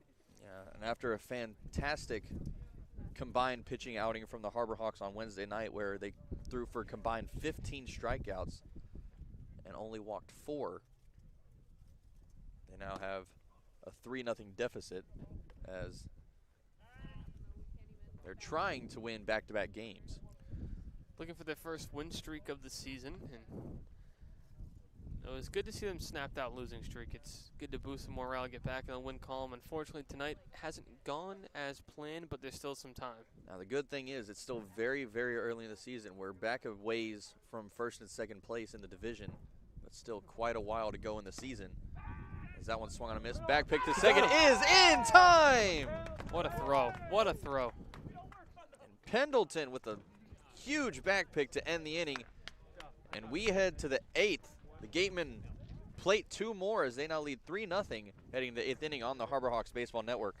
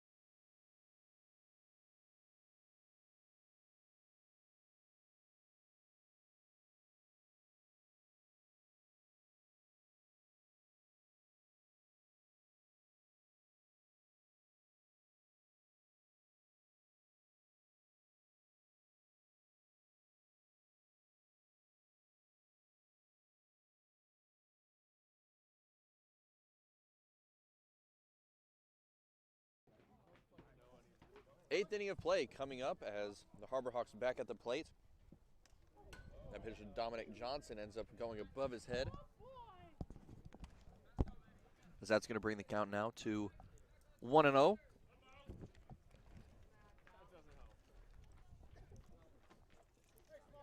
Johnson over 2 on the night. Fly out and a strikeout.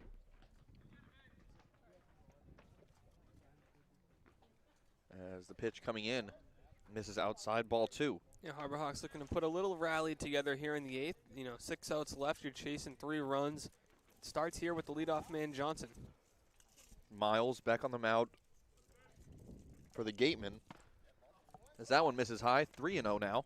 And we've seen what the Harbor Hawks can do. They've scored a 4-run inning against the Commodores back on Wednesday night. Ended up in that 5-2 win.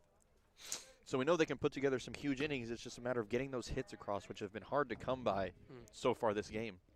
Yeah, Johnson's got a good count here, 3-1. I mean, if he gets a fastball that he can drive, I wouldn't be surprised if he takes a big hack at it. But it starts with him getting on base for the top of the order, which is due up next.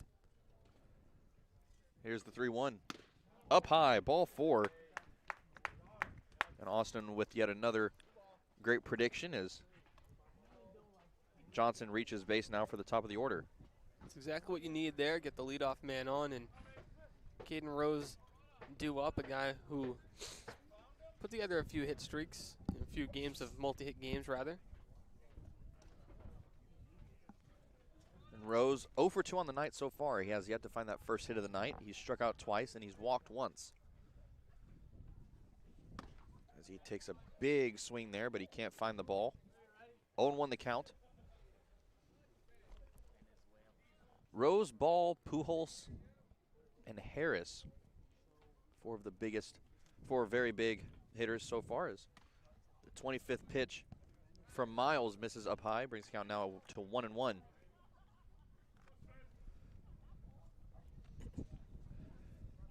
Now Rose, Ball, and Romano, the next 3 hitters.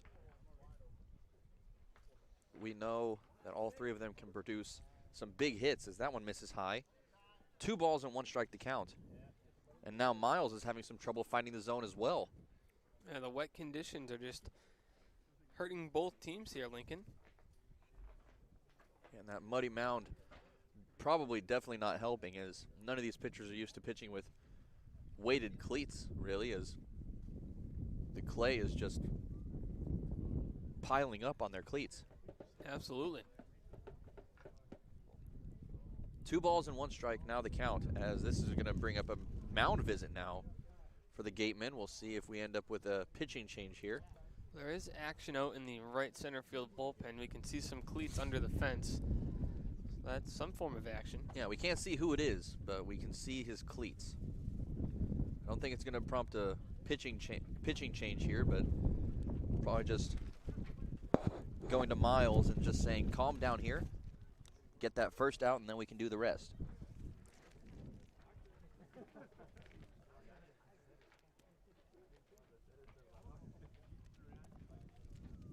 Once again, the wind picking up.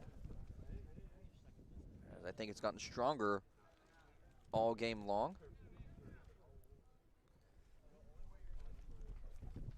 Still 61 degrees here from Wareham, as the wind now out of the north-northeast at 11 miles an hour. I think it's from the north, northeast, west, south. It's just swirling everywhere. Yeah.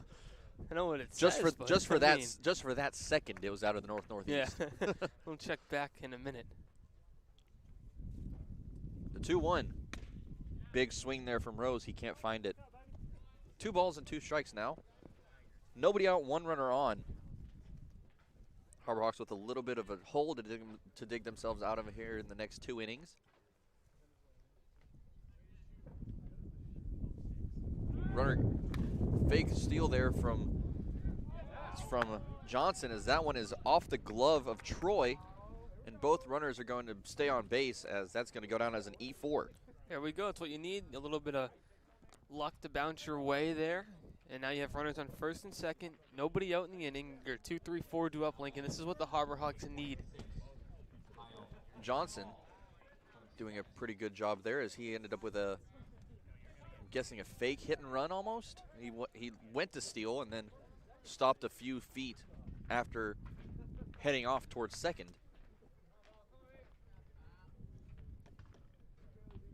As with nobody out, that's going to bring up the infield fly rule once again. Runners on first and second.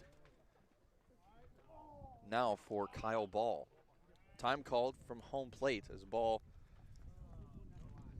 going to dig himself a little hole in the box.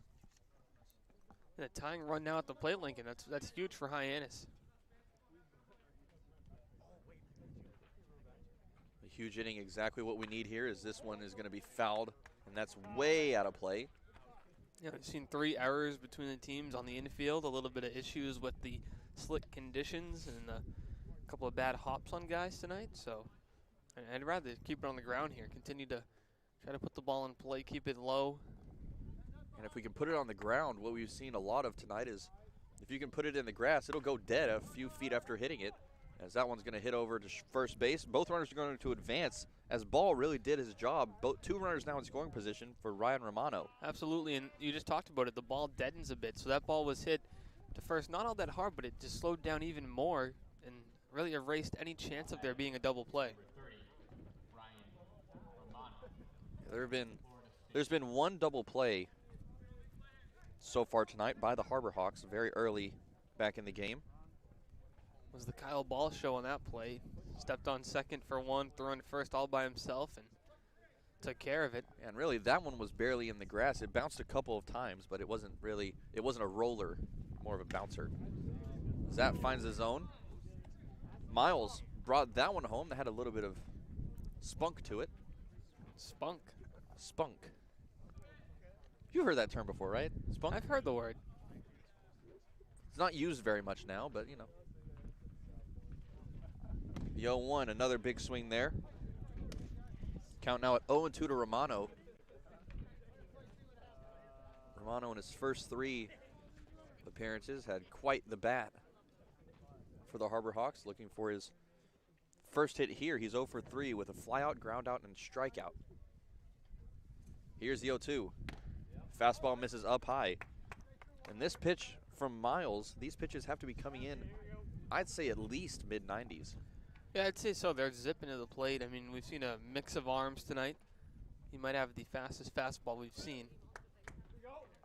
Really gets in on hitters. Here's the 1-2.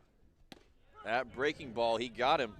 That is out number 2 as Romano goes down with his second strikeout, second in a row, and both of them were looking. Tough pitch there. Came on the front hip, broke right across the plate. It was a strike right there for him. He just might have gave up on it a little bit too soon. But here's a guy who hits right-handers really well. And Marcos Pujols, Lincoln, if he can get something around that belt, like we saw earlier in the week, he's such a good hitter. You know, knees to belt and up to the letters. The strike zone does a real good job. But, I mean, it's the belt to the letters that is where is his real comfort zone. Yeah, his 3-run shot from just a few games ago, inside and around the belt area, as you mentioned earlier.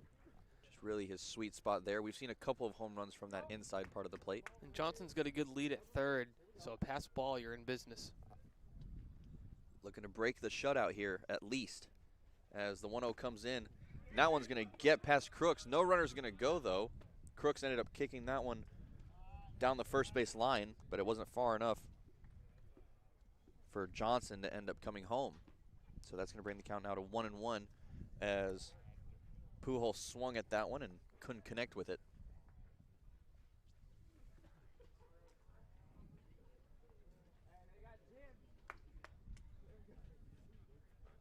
One ball, 1 strike, 2 outs.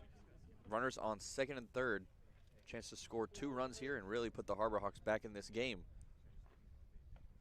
Here's the 1-1. That's up high. Good take by Pujols, not chasing that fastball above the letters and looking to get something in play here, Lincoln. But not only that, just try to extend the inning. Get the next guy up. You're chasing 3. While he is the tying run, he doesn't have to do it in one swing. Yeah, he had an RBI as he ends up going and swinging at that one. 2-2 now the count. He hadn't.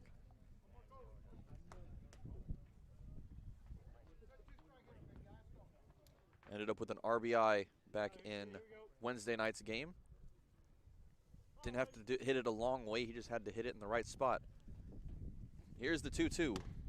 Misses up high. 3 balls and 2 strikes. A very important pitch here coming up.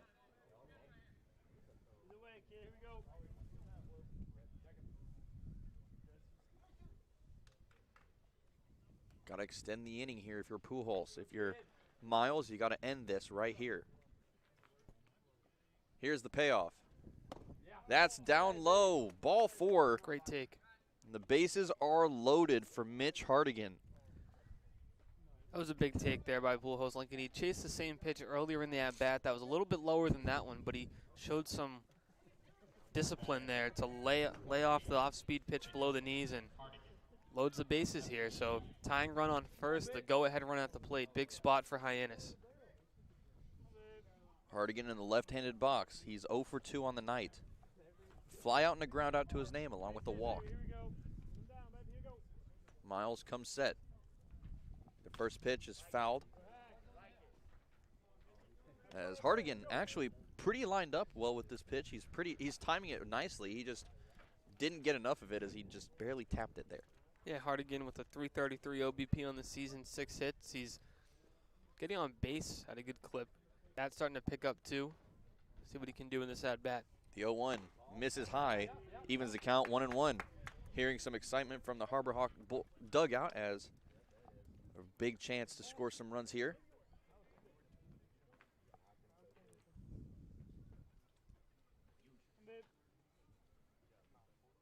Here's the 1-1. Another foul. That one hitting the backstop. 1 ball and 2 strikes the count. Yeah, just missed it, fouled it straight back. He had it timed up pretty well again. He did. Just under it. Johnson over at third. That's Rose at second. And Pujols, who just reached first with a walk. 1 ball, 2 strikes, and 2 outs. Pitch for Miles. Misses high, ball 2. Good take there by Hardigan again, a fastball. Just slipping out of the hand a little bit early. Austin, I forgot this last time. We haven't got Here the we hat. go. It's the Yep. first time. We're breaking Not out the yet. hat now. 2-2, 2 away, Lincoln. Let's see. Big pitch, it's got to come out. Here's the 2-2. The pitch. Outside, All ball right. 3. The hat is perfect once again. This is a huge pitch. Another big pitch here. Ball outside the zone. And this will be the 45th pitch for Miles. A ball outside the zone, scores a run. Runners will be in motion on the pitch too, Lincoln. 3-2, 2 away. That's going to help the Harbor Hawks if he can put it in play. Here's a payoff. Runners go. Swing and a miss. Bases get loaded for the Harbor Hawks, but they can't produce any runs as we now head to the bottom of the 8th, trailing 3-0 on the Harbor Hawks Baseball Network.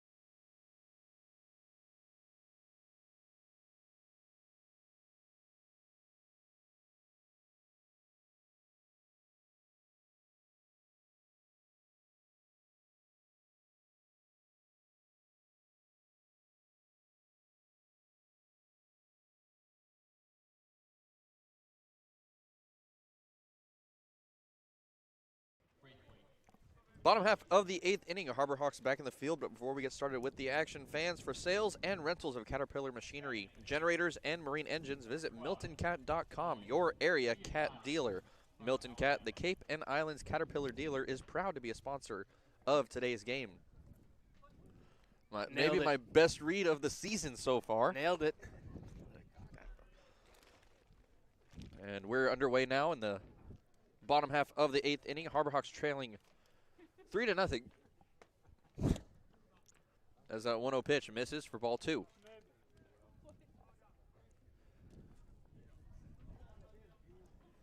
And now at the plate, coming up for the Gateman, that's Diodati, who was at the plate back in the 7th whenever that was Jeffries, who ended up getting thrown out on a back pick to end that inning.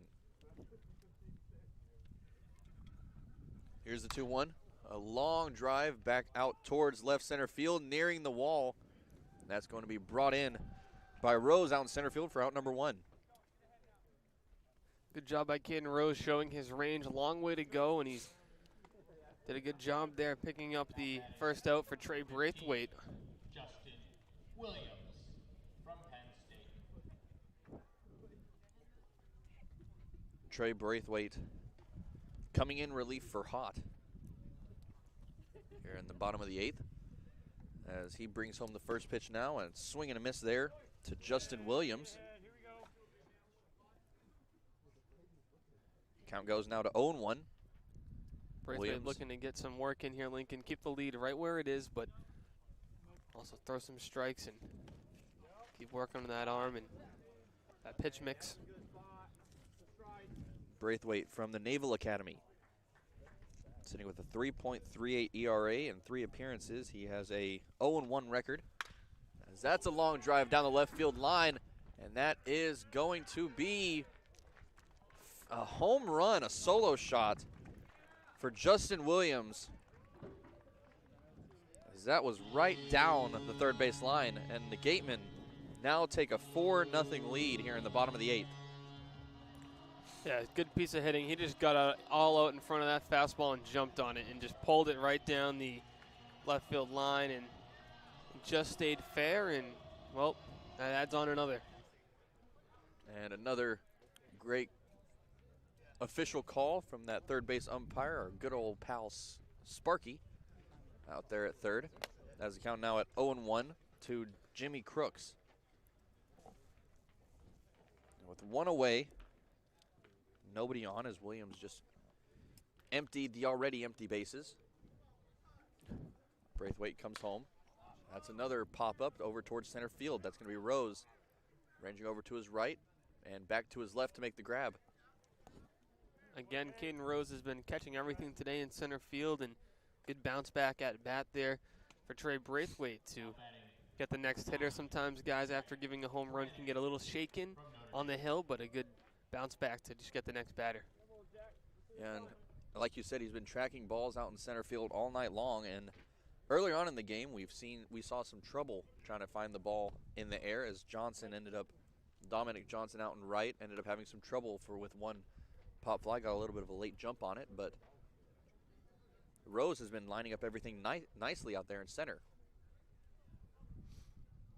1-0 now the count with 2 away. Braithwaite comes home, swing and a miss there. Evens the count, 1-1 with 2 away.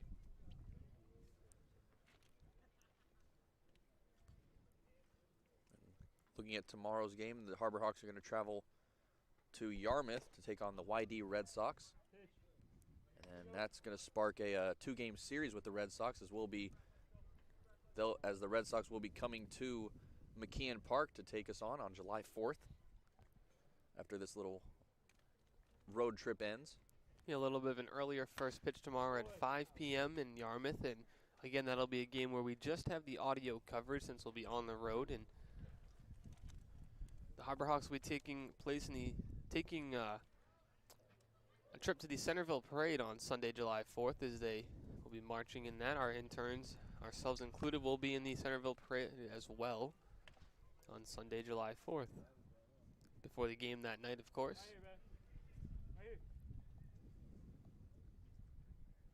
And then if everything goes according to plan, for those of y'all that are looking to watch the game, there's a chance that we might end up being on cable TV. I believe that's channel 99, I want to say. Or the Cape Television. 99 or 98, one of the two. But yeah, if everything goes right, we'll be on cable on Sunday night, as that is ball 4 to Brannigan. He's going to reach first with 2 away. That's going to bring up Angelo Despigna. Despigna has already scored once. As he watches that one go by, called strike. Braithwaite looking to just get out of this inning and keep the deficit at 4, not let any more runs come across, and give your guys one last chance in the top of the 9th.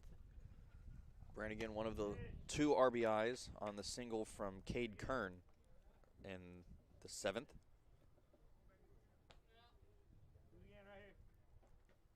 Now with an 0-2 count, Braithwaite looking to get out of this inning. Here's the pitch. Misses just a bit low. Count goes to 1-2.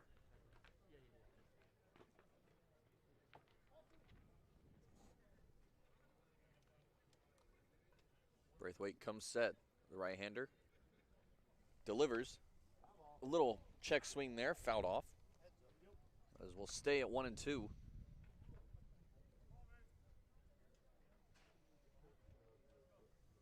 It's been a neck-and-neck game for just about the whole game, as the Gateman had a narrow 1-0 lead up until that 7th inning where they blew it open with a 2 RBI single. As that is called strike 3, Despigna goes down looking, and we head to the 9th. Harbor Hawks trailing 4 on the Harbor Hawks Baseball Network.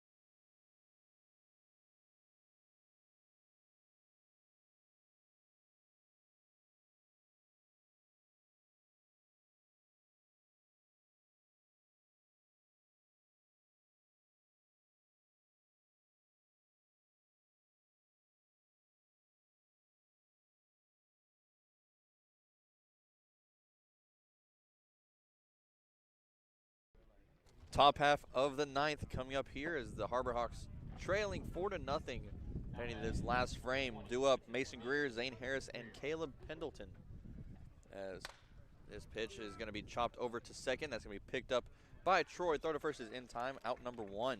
First pitch swinging. Greer had gone down on strikes earlier in the game trying to be aggressive, and he did put it in play, but just got on top of a pitch. And quickly the Harbor Hawks are down to their final 2 outs. Ethan Chino now on the mound.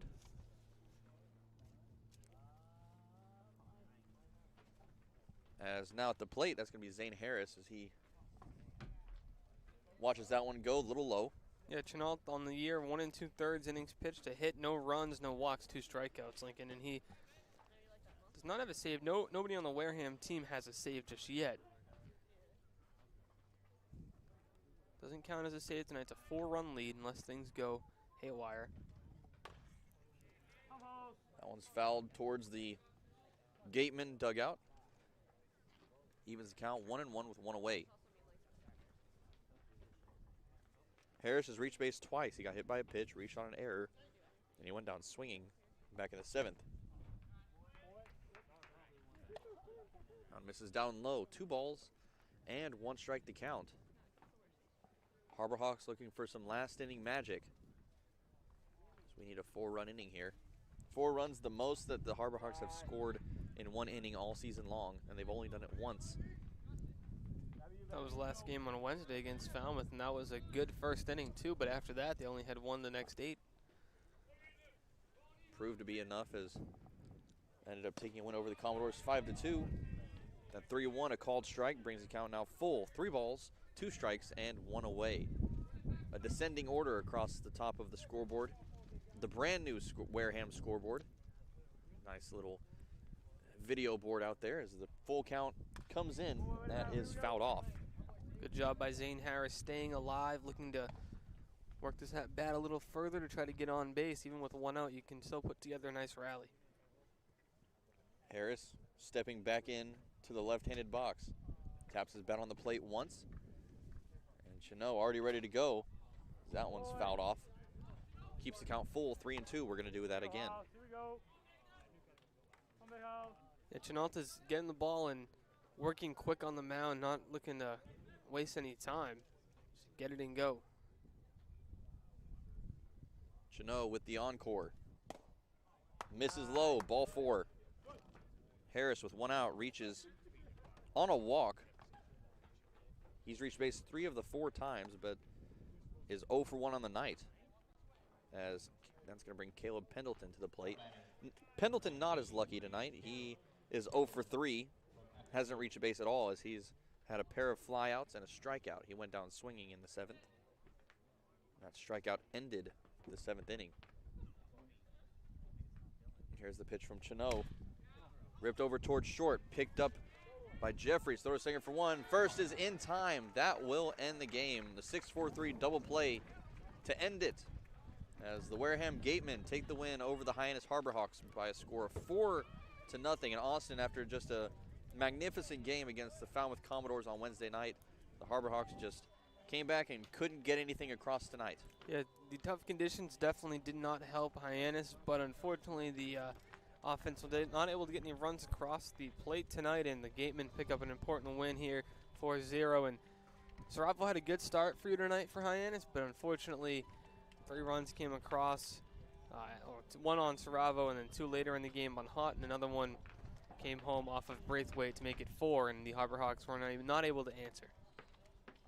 And as the Boys of Fall ironically kind of plays out in the background, as a little bit of fall weather coming up here, at least in Texas it would be. We're going to go get warm now, and for all of us here involved in this broadcast, for our producers Matt Noah and Harrison Myers, for our silent reporter Taylor Farmer and my partner Austin Dakuda, I'm Lincoln Revel saying so long. See y'all tomorrow night. Good night, and God bless.